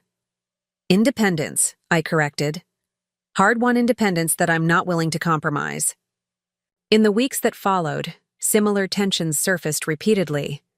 My father, unable to directly control my career path as he had once attempted, sought indirect influences, arranging introductions to potential clients, suggesting my name for projects related to his professional circle, even purchasing one of my prints for display in the Davis & Associates lobby.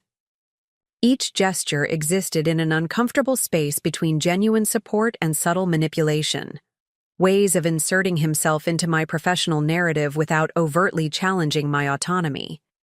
Each required careful navigation to maintain boundaries, without rejecting his attempts at reconciliation. The situation came to a head when I discovered my biography in the program for an upcoming charity gala prominently mentioned my connection to the Davis family of Davis & Associates. I had been invited to display several pieces in the event's silent auction, a professional opportunity I'd earned through my gallery connections, not family influence. I immediately called the event coordinator. "There's been a mistake in my bio," I explained. "I need the reference to Davis and Associates removed before the programs are printed." "Oh," she sounded confused. "Your father specifically requested that addition when he increased his donation level. He said it was important to recognize the family connection." Anger flared hot and immediate. Without my knowledge or consent, my father had interfered in my professional presentation, reimposing a connection I had deliberately omitted from my professional identity. I called him immediately, not bothering to mask my frustration. "You had no right to alter my professional biography. I simply ensured that important context was included," he defended. "The Davis name carries weight in this community. It opens doors. Doors I've been opening perfectly well on my own," I snapped. "This isn't about adding important context. It's about reestablishing control over my narrative." "That's absurd. I was helping raise your profile." "My profile doesn't need raising through your connections. I've built my reputation independently, and I intend to maintain it that way." "Jessica," his voice took on the patronizing tone I particularly resented, "you're overreacting to a simple matter of family pride." "No, I'm establishing a boundary that you continue to violate. My professional identity is mine to define, not yours to edit, according to your preferences." I hung up more abruptly than I intended, immediately regretting the escalation, but not the underlying message. Within minutes, my phone buzzed with a text from my mother. "Your father was trying to help. Please try to understand his perspective." Her message crystallized a pattern I'd been trying to ignore. Despite our cautious reconciliation, my mother continued defaulting to her role as my father's mediator and defender, rather than recognizing my legitimate grievances. I responded, with careful directness, "My perspective matters too. Dad altered my professional presentation without my knowledge or consent. That's not help. It's interference." The charity gala episode created another period of strained relations. My father, offended by what he perceived as ingratitude, withdrew into formal politeness during our infrequent interactions. My mother continued attempting to mediate, trapped in her familiar role between husband and daughter. The pushback wasn't limited to my father. As word of our renewed but tense relationship circulated through family and social circles, I began encountering subtle but persistent pressure from unexpected sources. My Aunt Patricia, once supportive of my independence, began casually mentioning how meaningful it was to my father that I'd returned to the family fold. My cousin Derek suggested I consider photographing the Davis and Associates partners for the firm's website redesign, a chance to blend your career with family tradition. Even Zoe, my most steadfast supporter, questioned whether I was being unnecessarily rigid. "Would it really compromise your integrity to acknowledge your family connection occasionally?" she asked during one of our coffee meetups.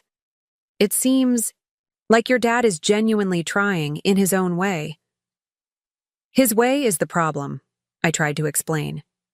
"Every opportunity he creates comes with strings attached, expectations that I'll gradually reintegrate into his vision for the Davis legacy." "But you've established yourself independently already," she pointed out. "Is there really any harm in accepting some family support now that you've proven yourself?" Her question hit at the core of my internal struggle. Had I reached a point where I could safely accept certain types of family connection without risking the autonomy I'd fought so hard to establish? Or would each concession lead to further erosion of the boundaries I'd carefully constructed? The tension between independence and reconciliation became increasingly difficult to navigate. I wanted a relationship with my parents, one based on mutual respect rather than conditional approval. But each attempt at closeness seemed to trigger my father's ingrained need to direct and shape my life, while my own defensive responses sometimes veered into rigid rejection of any guidance or support. Seeking clarity, I scheduled a session with Dr. Levine, a therapist I'd briefly consulted during my second year of college when the stress of financial independence had become overwhelming. "It sounds like you're facing the complex challenge of redefining a relationship while protecting your hard-won sense of self," she observed after I explained the situation. "Your father is attempting reconciliation in the only way he knows how, through professional connection and influence. You're resisting in the way that feels safest, through firm boundaries and independence. So we're both stuck in our patterns," I concluded. "Patterns that served essential purposes at different points," she clarified. "Your father's need for control and legacy continuity provided structure and purpose throughout his career. Your need for independence was crucial to your survival and growth after being cut off. The question now is whether those same patterns still serve either of you in your current reality." Her perspective shifted something in my understanding. My resistance wasn't just about maintaining professional independence. It was about the deeper fear that any compromise would lead back to the painful dynamics of my childhood and adolescence. "How do I move forward without surrendering the self I've become?" I asked. "By recognizing that accepting connection doesn't necessarily mean sacrificing autonomy," she suggested. "Healthy relationships exist on a spectrum between complete independence and complete integration. The challenge is finding where on that spectrum you and your parents can meet in a way that respects everyone's needs and boundaries." In the weeks that followed, I reflected deeply on Dr. Levine's insights. I began to recognize that my categorical rejection of any family-related professional connection was partly a protective mechanism, a way of preventing my father from reclaiming influence in an area where I'd established myself without him. Simultaneously, I acknowledged that his attempts to create opportunities, while often misguided and boundary-crossing, contained elements of genuine desire to repair our relationship through the only pathway he truly understood: professional advancement and networking. This realization didn't excuse his behavior or negate my need for boundaries, but it created space for more nuanced navigation of our complex dynamic. Perhaps true independence wasn't about rejecting every connection to my family name, but about choosing which connections served my authentic path and which threatened to derail it. With this perspective, I approached my next interaction with my parents differently. When my mother called to invite me to their annual holiday party, an event I'd avoided since our estrangement, I accepted with clear parameters. "I'll come," I told her, "but I need you and Dad to understand something important. I'm attending as your daughter, not as a professional extension of the Davis legacy. I won't be discussing potential commissions or networking for business connections." "Of course, sweetheart," she agreed readily. "We just want you there as family." The party itself became an unexpected exercise in boundary maintenance. Several of my father's colleagues, aware of my growing reputation in photography, approached with thinly veiled business propositions. Each time, I politely redirected the conversation or excused myself. My father watched these interactions from across the room, his expression unreadable. Later, as guests began departing, he approached me on the terrace where I'd stepped out, for a moment of quiet. "You turned down at least 3 potential commissions tonight," he observed, joining me at the stone railing. I tensed, anticipating criticism. "I wasn't here for business development." To my surprise, he nodded slowly. "I'm beginning to understand that your resistance isn't just youthful rebellion or artistic temperament."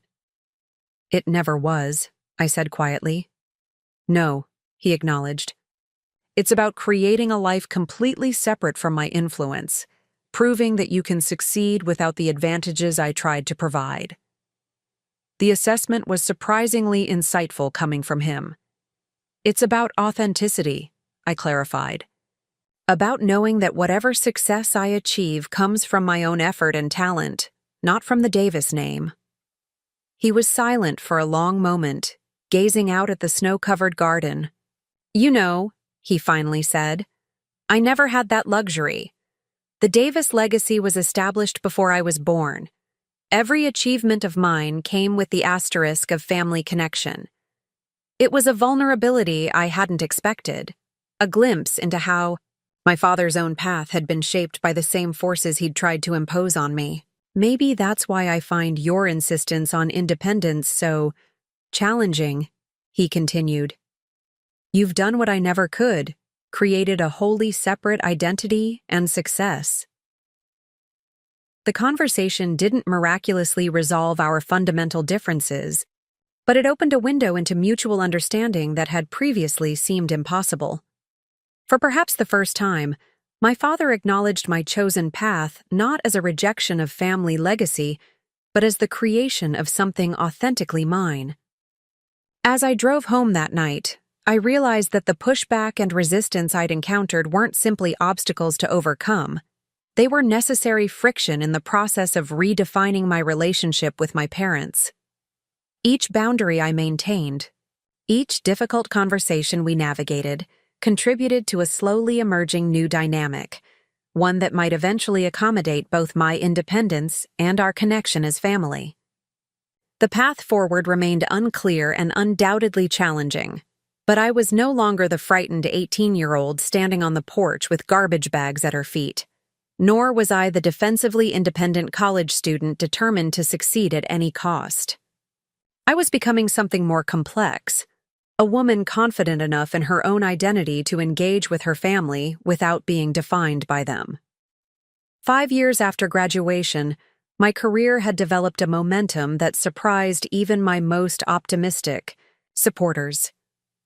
My partnership with Elaine had evolved from employee-employer to genuine collaboration. Our studio had expanded, taking over the entire top floor of the converted factory building and adding 2 junior photographers to handle growing demand. My personal portfolio had garnered national attention when my series on urban displacement won the Emerging Voices in Photography Award, leading to exhibitions in New York, Chicago, and San Francisco. A major publishing house had approached me about compiling my work into a coffee table book focused on community resilience in the face of gentrification. Professional success brought financial stability I'd once thought impossible in a creative field.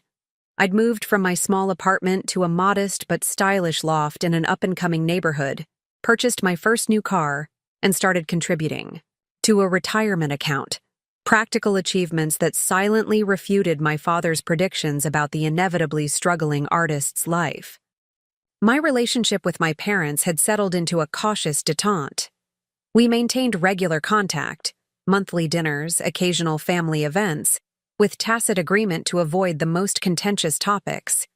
My father had finally ceased his attempts to integrate me into his professional circle, accepting, if not entirely understanding, my insistence on separate career paths. The uneasy peace was disrupted by an unexpected phone call from Uncle Robert on a rainy Tuesday afternoon. "Have you spoken to your father recently?" he asked without preamble. "Not since last week's dinner." "Why?" His hesitation was palpable even through the phone. "There are rumors circulating about Davis and Associates, financial concerns, possible restructuring. I thought you should know." The news was surprising but not entirely shocking. After abandoning the merger with Weston and Keller, my father had attempted several strategic pivots to maintain the firm's market position against larger competitors. Some had seemed questionable, even to my untrained eye. "How serious is it?" "Serious enough that people are talking," Robert replied carefully. "Richard hasn't confided in me. We're still not exactly close, but my sources in the legal community suggest the firm is over-leveraged and losing key clients." "Should I ask him about it?" "That's your call. Just be prepared for him to dismiss your concerns or change the subject. Your father has never been one to acknowledge vulnerability, especially in business matters." I considered Robert's warning during my drive to Elaine's annual summer garden party that weekend. My father had always presented Davis and Associates as an unshakable institution, as permanent and reliable as the ornate building that housed it downtown. The possibility of financial trouble felt incongruous with everything I knew about him. The party provided no opportunity to explore the issue. My parents arrived late and left early, my father citing work commitments, increasingly his excuse for abbreviated social appearances. My mother seemed tense, her usual social grace strained by something she wouldn't discuss. When I called the following week to suggest lunch, my mother begged off with vague references to scheduling conflicts. My father didn't return my messages at all, his assistant citing back-to-back meetings whenever I tried to reach him at the office. The pattern continued for weeks: canceled plans, unreturned calls, minimal communication beyond perfunctory text messages. Their withdrawal was reminiscent of the early days after our estrangement, but with a different quality. Less angry rejection, more distracted avoidance. Finally, frustrated by the growing distance, I drove to their house unannounced one Sunday evening. The property looked different somehow, the meticulous landscaping slightly overgrown, the exterior lighting reduced. Small signs of neglect that would be imperceptible to anyone who didn't know the home's usual immaculate condition. My mother answered the door with visible surprise. "Jessica, we weren't expecting you."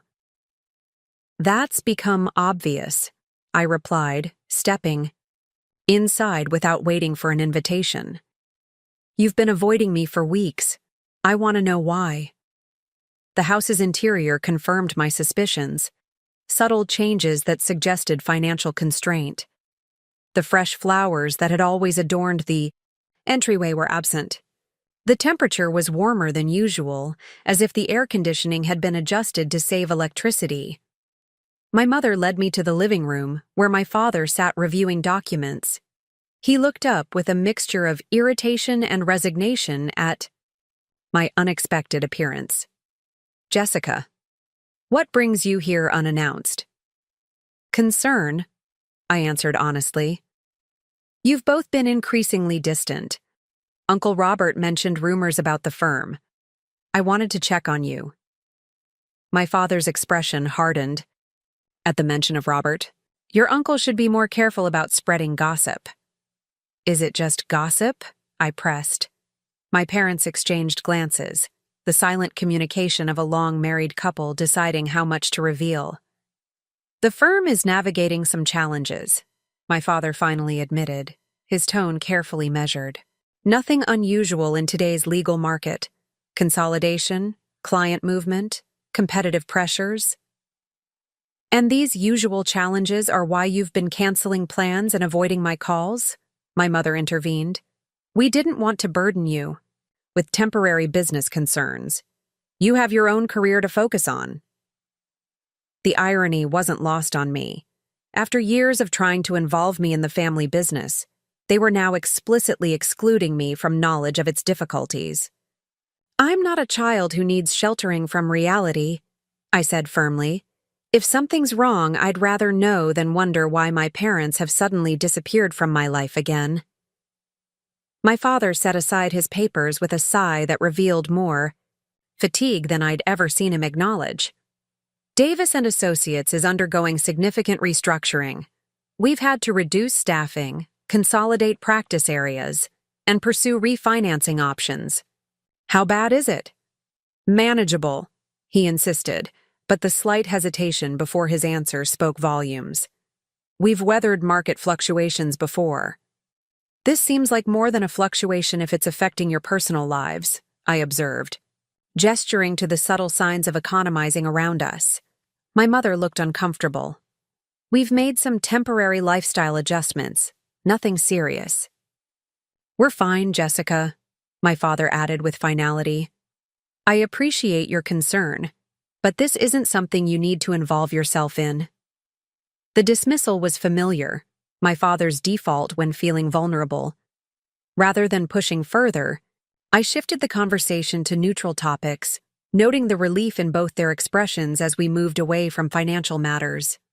Later, as I was leaving, my mother walked me to the door. "Your father doesn't want you to worry," she said quietly. "He's working very hard to resolve the situation." "And you? How are you handling everything?" Her smile was strained. "I'm supporting him as best I can. It's been Difficult to see him struggle with the firm after all these years of success. Is there anything I can do to help? She squeezed my hand. Just being here means more than you know. Your father would never admit it, but having you back in our lives has been a bright spot during a challenging time. Driving home, I reflected on the reversal of circumstances. My parents, once so certain of their financial stability that they could casually discard a daughter who didn't conform to expectations, were now facing their own economic precarity. The firm that had been the center of our family identity, the legacy my father had valued above my happiness, was in jeopardy. Part of me felt a vindictive satisfaction, a human reaction to seeing someone who'd hurt you facing consequences of their own choices. But that feeling was quickly overshadowed by genuine concern. Whatever our complicated history, these were my parents, and they were struggling. Over the next several months, I maintained steady contact despite their continued attempts to minimize their situation.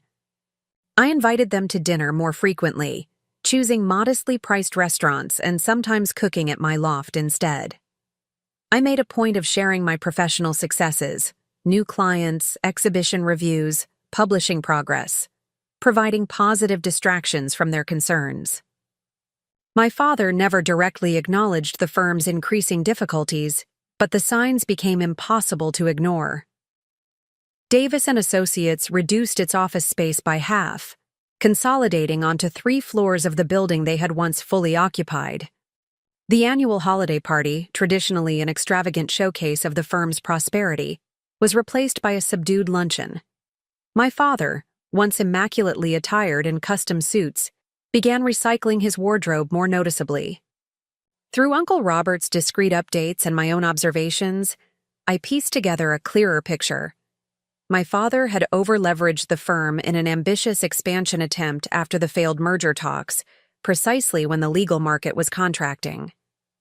Several major clients had departed during the transition, leaving Davis & Associates with expensive overhead and diminished revenue. The situation was worsening, despite his efforts to correct course. One evening in early spring, about 8 months, after my initial confrontation with my parents, my phone rang with my mother's number. Her voice was shaking when I answered. "Jessica, I hate to ask, but is your guest room still available? The one you mentioned when you gave us the tour of your loft?" My mind raced with implications. Of course it is. What's going on? We've had to make some changes, she said vaguely. Just temporarily. We'll explain when we see you. 2 hours later, my parents arrived at my loft with 4 hastily packed suitcases. My father looked haggard, his usual commanding presence diminished by obvious exhaustion and stress. "Thank you for this," he said stiffly as I showed them to the guest room. "It's only for a few nights while we finalize new arrangements." Only. After they had settled in and my mother had gone to shower, did my father finally offer a partial explanation. We sat at my kitchen island, his hands wrapped around a mug of tea I'd prepared. "The house is being listed for sale tomorrow," he said, staring into the steaming liquid rather than meeting my eyes.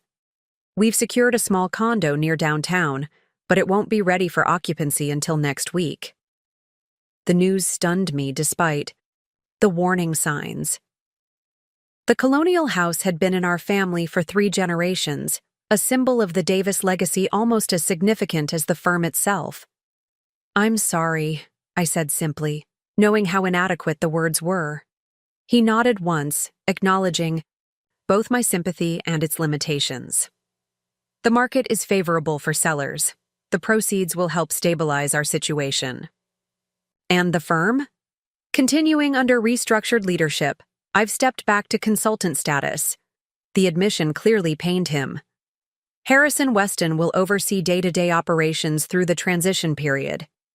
The magnitude of his professional demotion was enormous, from managing partner of his family's firm to consultant under his former merger prospect's supervision. For a man whose identity had been inextricably linked to his professional status, it was a profound, "What can I do to help?" I asked. My father looked up, surprise momentarily displacing his exhaustion. "You're already doing it," he said quietly, "giving us somewhere to stay when we need it, not asking too many questions." "I want to do more than just not ask questions." He shook his head slightly. "This isn't your burden to carry, Jessica. Your mother and I will manage." "The way you expected me to manage when you threw me out at 18? The words escaped before I could filter them, sharper than I'd intended. My father winced visibly. "I deserve that." "That's not why I said it," I backpedaled, regretting. The impulse. "I just meant that families should support each other through difficulties. I learned that from Uncle Robert, from Zoe's family, from the community that helped me when I needed it most." He was silent for a long moment. "I failed you then," he finally acknowledged, completely and inexcusably. "And now, by some twist of fate or cosmic justice, you have the opportunity to succeed where I failed." The conversation marked a turning point in our relationship. My parents stayed in my guest room not for a few days, but for nearly 3 weeks as complications with their condo purchase emerged. That forced proximity created a new dynamic, one where I was the stable provider, and they were dependent on my hospitality. My father struggled visibly with this role reversal. His ingrained need for control clashed with his position as a guest in his daughter's home. Simple domestic decisions, what to have for dinner, which television program to watch, became exercises, in restraint as he fought his natural tendency to dictate terms. My mother adapted more gracefully, finding ways to contribute without overstepping. She cooked elaborate meals when I worked late, organized my chaotic bookshelves with my permission, and generally tried to add value without imposing her presence. Their extended stay coincided with intensive work on my upcoming book. Often, I would be editing photographs or writing captions late into the evening, spread across my dining table with images and notes surrounding me. My father would sometimes sit silently nearby, watching my process with an expression I couldn't quite interpret. One night, as I deliberated between 2 nearly identical shots of an elderly woman on her porch, he offered an unexpected opinion. "The one on the left," he said quietly. Her eyes connect more directly with the viewer. I glanced up, surprised by both his input and its accuracy. "You're right. That's the better choice." He nodded, a ghost of a smile crossing his face. "I may not understand the artistic world you inhabit, but I've spent a career reading faces, discerning intentions, connecting with juries. Some skills translate across disciplines." That small moment of genuine connection, his acknowledgement of my expertise paired with humble offering of his own, created space for others. Gradually, my father began asking thoughtful questions about my projects, offering observations without judgment, and occasionally sharing relevant experiences from his legal career. When they finally moved into their condo, a modest 2-bedroom unit in a building populated primarily by young professionals, I helped transport their remaining belongings from temporary storage. The contrast between this sleek, impersonal space and the character-filled colonial home they'd lost was stark. "It's only temporary," my mother assured me as we unpacked kitchen essentials, "until we stabilize financially." I nodded, not contradicting her optimism, but noting my father's silence on the matter. He seemed to understand, as I did, that their previous lifestyle was likely gone for good.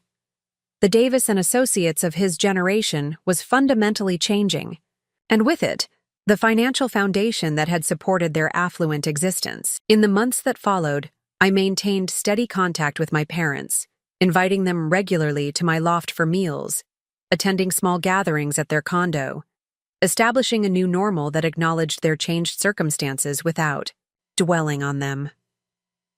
My father never directly discussed the firm's continuing challenges, but news reached me through professional channels. Additional partner departures, practice areas discontinued, long-term lease obligations renegotiated. The Davis legacy he had fought so hard to preserve was being systematically dismantled by financial necessity. Throughout this period, my own career continued its upward trajectory. The publication of my book generated significant media attention, including a feature in a prominent national photography magazine. Elaine and I finalized our partnership agreement, officially renaming the studio Cortez and Davis Photography and expanding our client base to include major corporate accounts and nonprofit organizations. I was careful never to flaunt these successes around my parents, particularly my father. Yet the irony wasn't lost on any of us. The daughter who would never amount to anything was now thriving professionally, while the Davis legacy my father had prioritized above all else was crumbling. The situation came into sharp focus during a dinner at my loft, celebrating the one-year anniversary of my book's publication. My parents attended along with Uncle Robert, Zoe, Elaine, and several other close friends who had supported my journey. As champagne flowed and conversation turned to upcoming projects, my agent mentioned casually, "The advance for your second book is substantial enough that you might consider investing in property. Interest rates are favorable right now." My father, who had been unusually quiet throughout the evening, looked up with an unreadable expression. Later, as guests were departing, he pulled me aside. "You've done remarkably well," he said, his tone a complex mixture of pride and something harder to identify. "Creating success entirely on your own terms." "Not entirely on my own," I corrected. "I had help. From Uncle Robert, from Elaine, from many people who believed in me." "But not from me," he acknowledged. "Not when it mattered most." The raw honesty of his statement caught me off guard. "No," I agreed softly. "Not then." He nodded slowly. "I was wrong, Jessica. About everything that mattered. About what constitutes success. About what you were capable of achieving. About the value of different paths." The admission, more direct and comprehensive than any he had offered before, hung between us, neither accusation nor absolution but simple truth. "I know," I said. "Does that knowledge help?" Hearing me acknowledge how thoroughly mistaken I was? I considered the question carefully. "It doesn't change the past, but it matters for the present, for whatever relationship we continue building from here." My father gazed around my loft, taking in the evidence of my professional success. Framed exhibition announcements, advance copies of my book in multiple languages, the expensive camera equipment arranged neatly on purpose-built shelving. "The irony isn't lost on me," he said with a sad smile. "That you've achieved everything I wanted for you: financial security, professional respect, a legacy of your own, by defying rather than following my direction." "Different paths can lead to similar destinations," I offered. "And sometimes, the more difficult path is the one that truly belongs to you." He nodded thoughtfully. A wisdom I learned too late, but perhaps not too late to appreciate in others. That conversation marked a significant shift in my relationship with my father. The dynamic was no longer defined primarily by past hurts or ongoing tension about career choices. Instead, a new foundation emerged, one built on mutual respect, between two professionals who had faced adversity and responded with determination, albeit in very different contexts. My sustained determination through years of building my career had proven my father definitively wrong about my potential. But more importantly, it had proven me right about myself, about my capacity to pursue my passion with discipline and purpose to transform creative vision into sustainable success. As I closed the door behind my departing guests that evening, I reflected on the journey that had brought me to this moment. The frightened 18-year-old with garbage bags on the porch had become a woman whose work was recognized nationally, whose financial stability exceeded expectations, whose artistic vision had found its audience. That transformation hadn't happened overnight or without setbacks. It had required sustained determination through countless challenges. Financial struggles, creative blocks, market fluctuations, emotional hurdles. Each obstacle had tested my resolve. Each success had validated my choice. Each step forward had further distanced me from that devastating night when my father's words had threatened to define my future. "You'll never amount to anything." Those words, once so painful, now felt almost irrelevant. Not because they had been explicitly retracted, but because I had so thoroughly disproven them through consistent, determined action over years of independent growth. And in an unexpected twist of circumstance, that same sustained determination had positioned me to offer support when my parents faced their own reversal of fortune, not with resentful triumph, but with the hard-won empathy of someone who had experienced profound uncertainty and emerged stronger. The path forward remained complex. My father's reduced circumstances had humbled, but not fundamentally changed him. Our reconciliation was genuine, but incomplete, marked by progress rather than perfection. Yet with each passing month, our interactions became more authentic, less burdened by unresolved past grievances, more focused on building whatever remained possible between us. What neither of us could have anticipated was how dramatically circumstances would continue evolving, or how my sustained determination would soon face its most significant test in deciding the fate of the very house from which I had once been. Expelled. Almost exactly 10 years after being thrown out of my childhood home, I stood on the sidewalk staring at a for sale sign planted in the front lawn of that same colonial house. The property had changed hands twice since my parents had been forced to sell it. First purchased by a real estate investor who had made cosmetic upgrades, then by a corporate executive who had been transferred unexpectedly before making significant changes. Now it was on the market again, this time with an ominous addition to the sign: foreclosure. I had discovered the listing purely by chance. While researching locations for an upcoming photo series on changing neighborhood demographics, I had stumbled across the property on a real estate website. The coincidence felt almost too perfect to be real, as if the universe had orchestrated an opportunity too symbolic to ignore. My first instinct was to call Zoe, who had remained my closest confidant through every phase of my journey. "You're not seriously considering buying it, are you?" she asked after I explained the situation. "I don't know," I admitted. "It's financially feasible now. The foreclosure price is well within my budget with the advance from my second book and the studio's profits. But emotionally, Jess, that house represents the worst night of your life. It also represents everything that came before," I pointed out. "My entire childhood. Not all of it was bad." "And what about your parents? How would they feel about you owning their former home?" That question had been circling in my mind since discovering the listing. My relationship with my parents had stabilized into something cautiously positive. We had dinner together monthly, celebrated holidays as a family, and maintained regular contact. The worst wounds had scarred over, though sensitive spots remained. But how would they react to this specific development? Would my father see it as a deliberate reminder of his failure? Would my mother find it painful to imagine me living in spaces she had once maintained? I decided to consult Uncle Robert before making any decisions. His perspective had guided me at every critical juncture, since my departure from that house a decade earlier. "It's poetic justice in a way," he observed thoughtfully when I showed him the listing. "The house that was once denied to you becoming yours through your own success." "That's what I'm afraid of," I admitted. "That purchasing it would seem like I'm rubbing their reversal of fortune in their faces."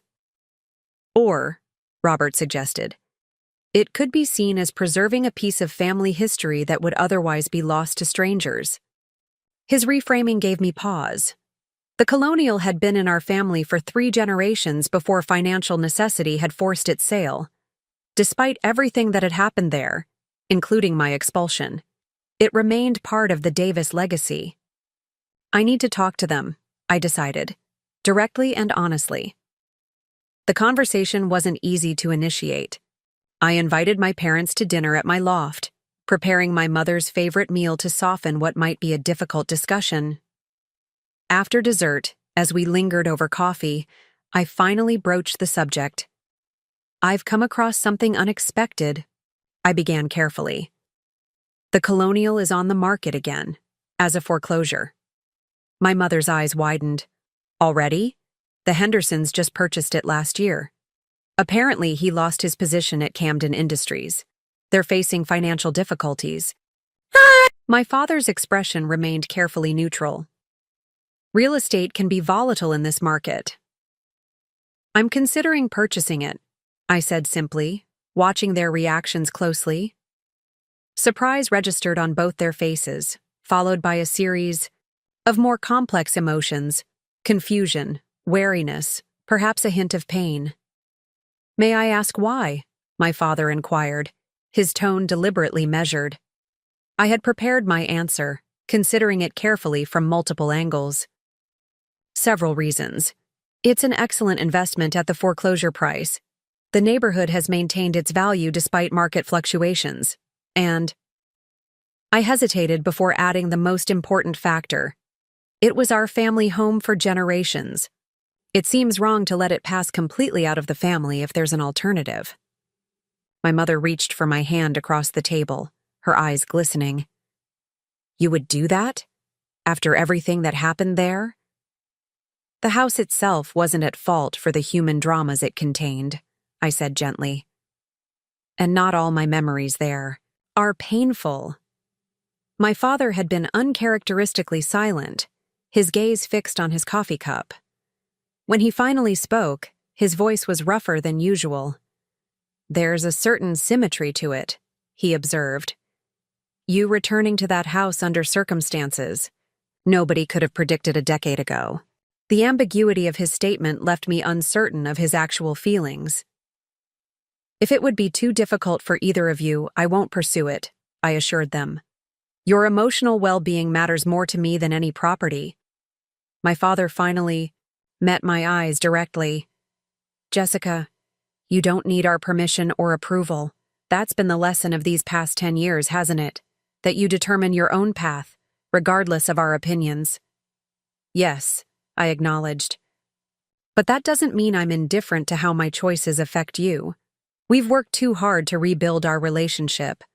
I won't jeopardize that for a house, no matter its symbolic value." My mother squeezed my hand. "It's thoughtful of you to consider us, sweetheart. But your father is right. This decision should be yours alone."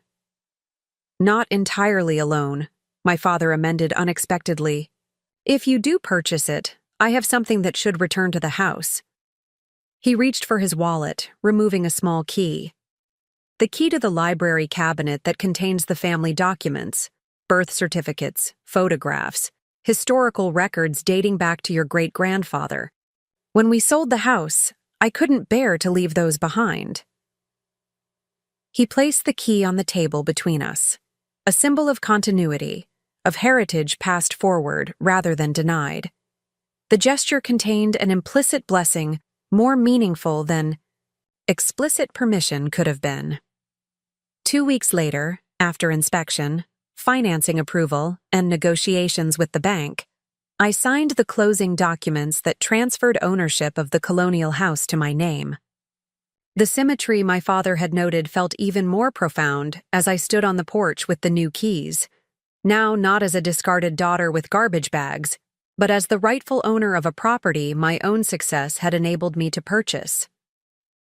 Walking through the empty rooms, familiar in structure but stripped of the furnishings I remembered, evoked a strange mixture of emotions. In the entryway where the family portrait had crashed to the floor a decade earlier, I placed my first new acquisition, a black and white photograph I had taken of my parents at my book launch, their faces reflecting pride and a touch of wonder as they examined the publication. The kitchen where I had prepared countless meals alongside my mother would need significant updating. The last owners had made only cosmetic changes to its dated features. The formal dining room where my father had lectured me about responsibility and tradition would become my home office, filled with photography books and editing equipment. And the bedroom that had been mine throughout childhood and adolescence? I hadn't yet decided how to repurpose that space, perhaps as a guest room, perhaps as something else entirely. The decision could wait until the more essential renovations were complete. The irony of my situation wasn't lost on me. 10 years earlier, I had been forcibly expelled from this house for choosing a path my father deemed unworthy. Now I was returning as the sole owner, my impractical career choice having provided the financial means to reclaim a property my father's practical legal career had ultimately been unable to maintain. Yet as I walked from room to room, planning, renovations, and envisioning a new future for the house, I found myself focusing less on the ironic reversal and more on the continuity of family history. This structure had sheltered generations of Davis family members, some more compassionate than others, some wiser than others, all flawed and human in their own ways. I called my parents from the empty living room, the sound echoing slightly, in the unfurnished space. "I'd like you both to be involved in the renovation decisions," I told them.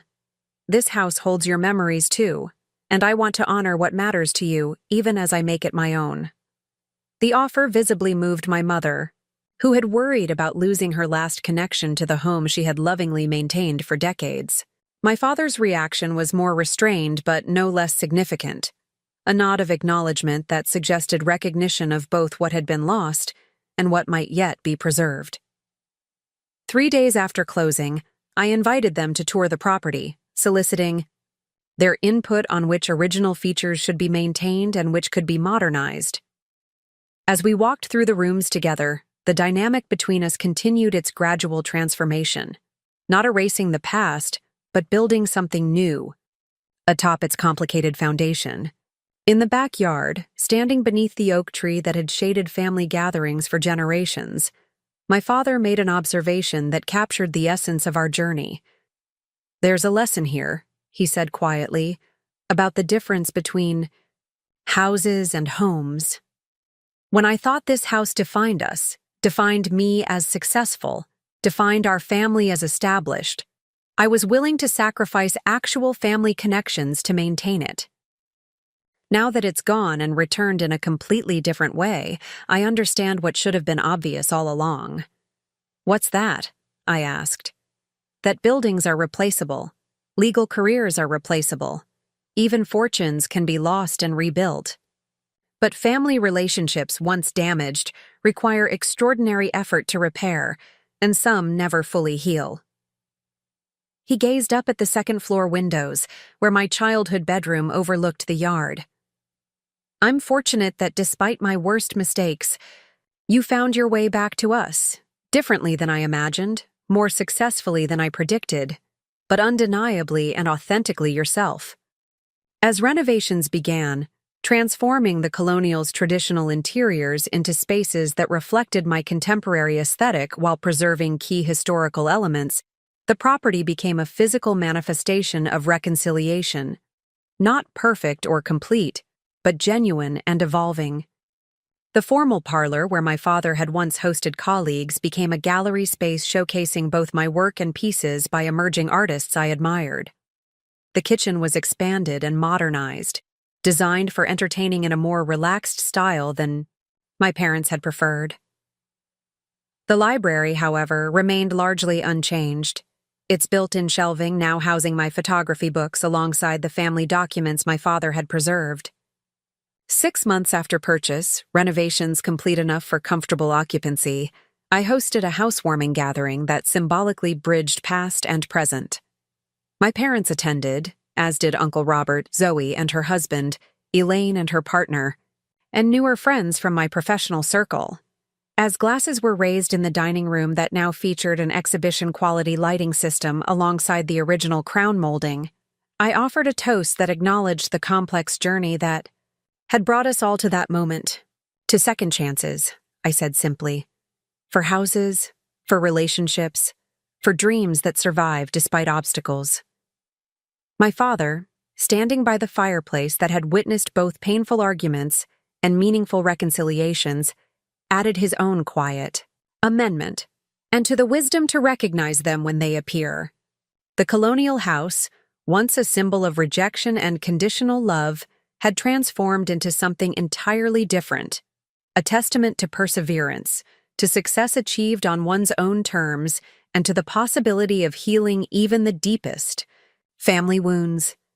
The foreclosure sign that had caught my attention that day had heralded more than a real estate opportunity. It had marked the final resolution of a decade-long journey from devastated teenager to accomplished professional, from rejected daughter to independent woman capable of offering genuine forgiveness without surrendering her hard-won autonomy. As my guests circulated through rooms that blended Davis family history with my distinct artistic vision, the house seemed to settle comfortably into its new identity, no longer primarily a symbol of status or tradition, but a home where authenticity was valued above conformity and where reconciliation coexisted with honest acknowledgement of past harms. The karmic cycle had completed itself in ways none of us could have anticipated on that rainy graduation night when my belongings sat in garbage bags on the porch. The words that had once threatened to define my future, "You'll never amount to anything," had been answered not with reciprocal cruelty, but with demonstrable success and measured grace.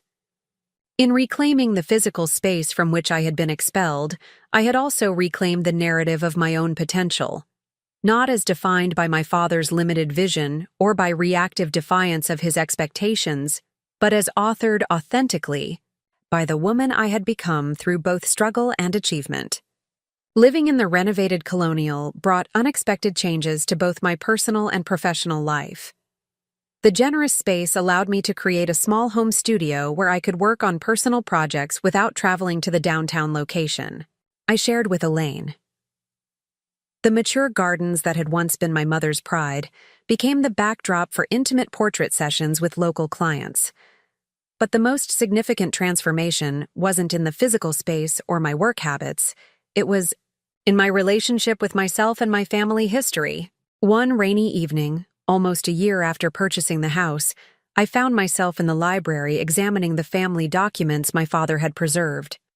Among the formal records and photographs, I discovered a small leather journal I'd never seen before. The first page bore my grandmother Elizabeth Davis's name and the date 1945. Curled in the window seat that overlooked the back garden, I began reading my grandmother's private thoughts, recorded when she was just 19, about my age when I'd been forced to leave this very house. Her words revealed a young woman with artistic aspirations and a passion for design, who had reluctantly set aside her creative ambitions to marry into the Davis family and assume the role of lawyer's wife. "Father says a serious career in design is impractical for a woman of my standing," she wrote. "He believes the Davis name and security should be enough to satisfy any reasonable ambition." Perhaps he is right, though my heart protests this conclusion. The parallels to my own experience were striking. 3 generations apart, we had faced similar pressure to conform to family expectations at the expense of creative passions. The difference was that I had refused to surrender my dreams, while my grandmother had reluctantly abandoned hers. I continued reading, following her journey through early marriage, motherhood, and the gradual sublimation of her creative impulses into acceptable domestic outlets, redecorating the Colonial, planning elaborate dinner parties, creating a showcase garden that became known throughout the neighborhood.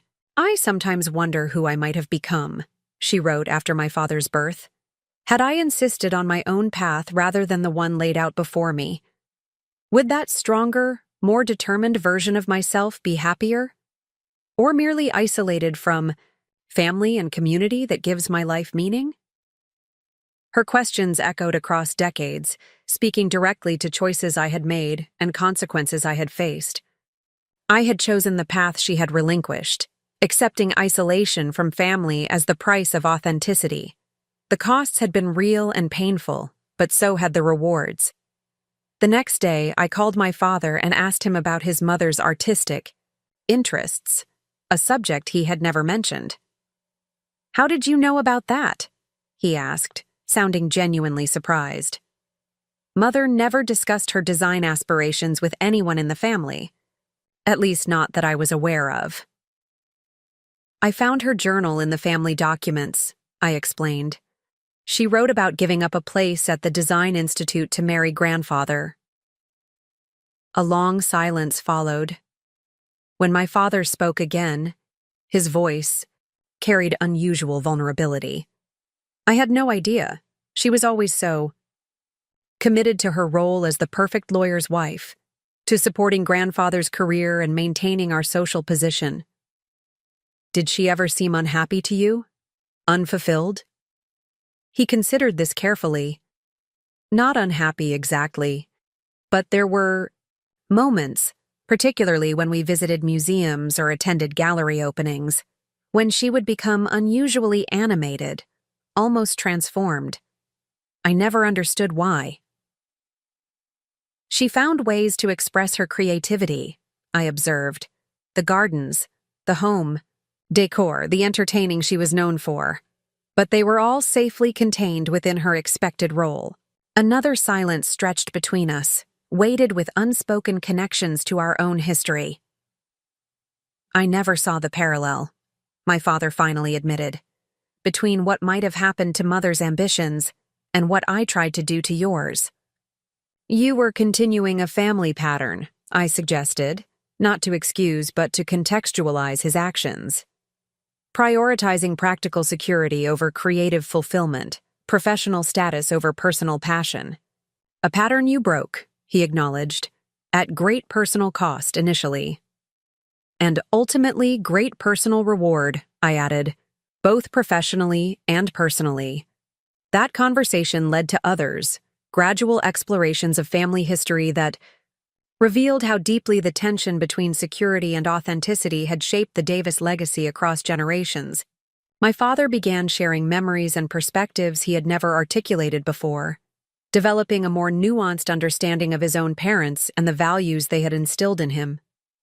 Inspired by my grandmother's unrealized ambitions, I started a new photographic series documenting older women who had either abandoned or fulfilled creative aspirations in their youth. The project, titled The Roads Chosen, featured stark black and white portraits, paired with brief narratives about pivotal life decisions. My grandmother's journal became the centerpiece of the exhibition when it opened at a prestigious gallery downtown. Her words, enlarged on the gallery wall alongside her wedding portrait, provided context for the contemporary women whose faces and stories surrounded her. Perhaps someday, a daughter's daughter will choose differently, will find the courage to insist on her own vision of a meaningful life, whatever the consequences. I hope this unknown descendant will forgive those of us who accepted limitations she might reject, understanding that each generation can only expand possibilities within the horizon they can glimpse. The night of the opening, my parents stood before this installation, my mother wiping away tears, my father unusually silent. Later, as the crowd thinned, he approached me with an expression I hadn't seen before, a mixture of sadness and pride, regret and acceptance. "You are the daughter's daughter," she imagined, he said quietly, "the one who chose differently, who insisted on her own vision despite everything, despite me." I couldn't have known about her hopes, I replied, but perhaps some part of me was carrying them forward anyway. Legacy isn't always what we think it is, my father observed. I spent decades believing I was preserving the Davis name through the firm, through professional prestige. But perhaps the true family legacy was waiting for someone brave enough to reclaim those abandoned creative aspirations. In the months that followed the exhibition, which received national attention and critical acclaim, I found myself embracing the colonial house not just as a reclaimed space, but as the stage for a new kind of family story, one that honored both tradition and transformation, continuity and change. I invited my parents for Sunday dinners in the dining room where tense family meals had once unfolded. My mother gradually reclaimed her favorite spots in the garden, adding her touch to beds I had maintained but never fully understood.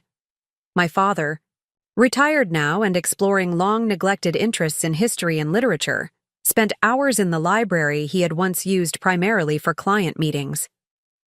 The house that had witnessed my rejection now hosted regular gatherings of an expanded family circle: Uncle Robert and his partner, cousins who had supported me during difficult years, Zoe and her growing family, Elaine and our professional colleagues. The formal spaces designed for impression management relaxed into areas for authentic connection.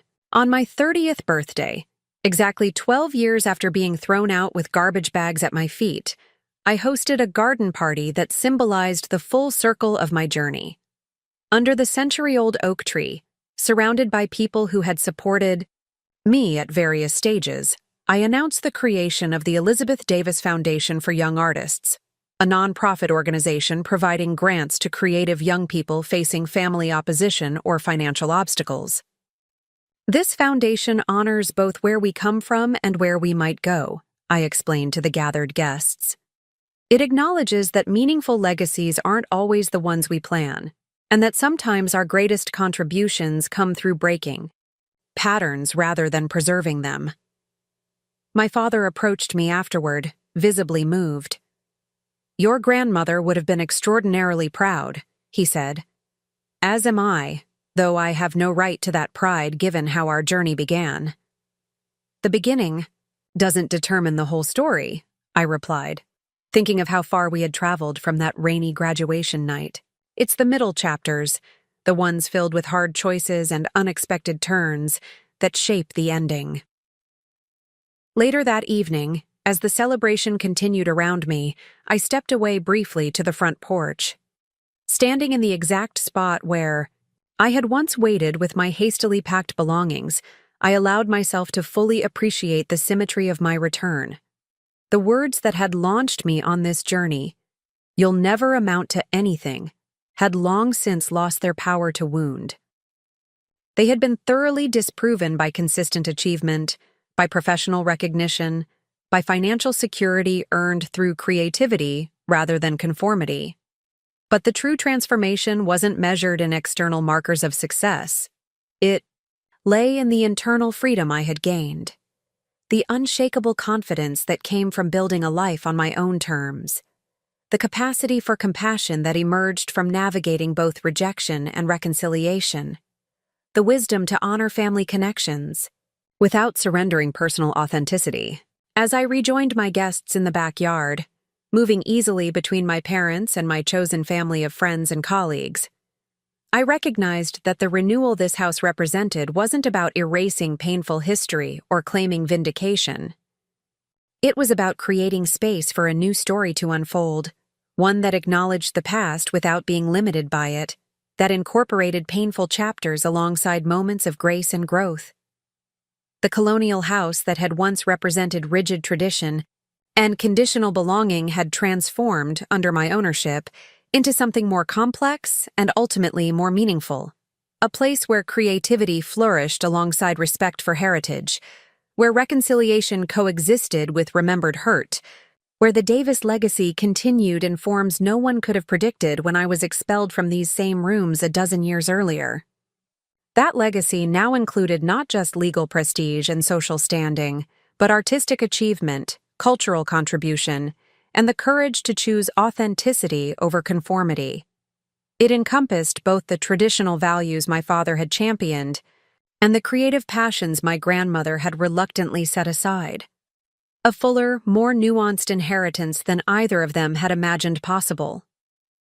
In reclaiming the house, I had not only transformed a physical space, but expanded the very definition of what it meant to be a Davis, to succeed, to belong, to contribute something meaningful to the world.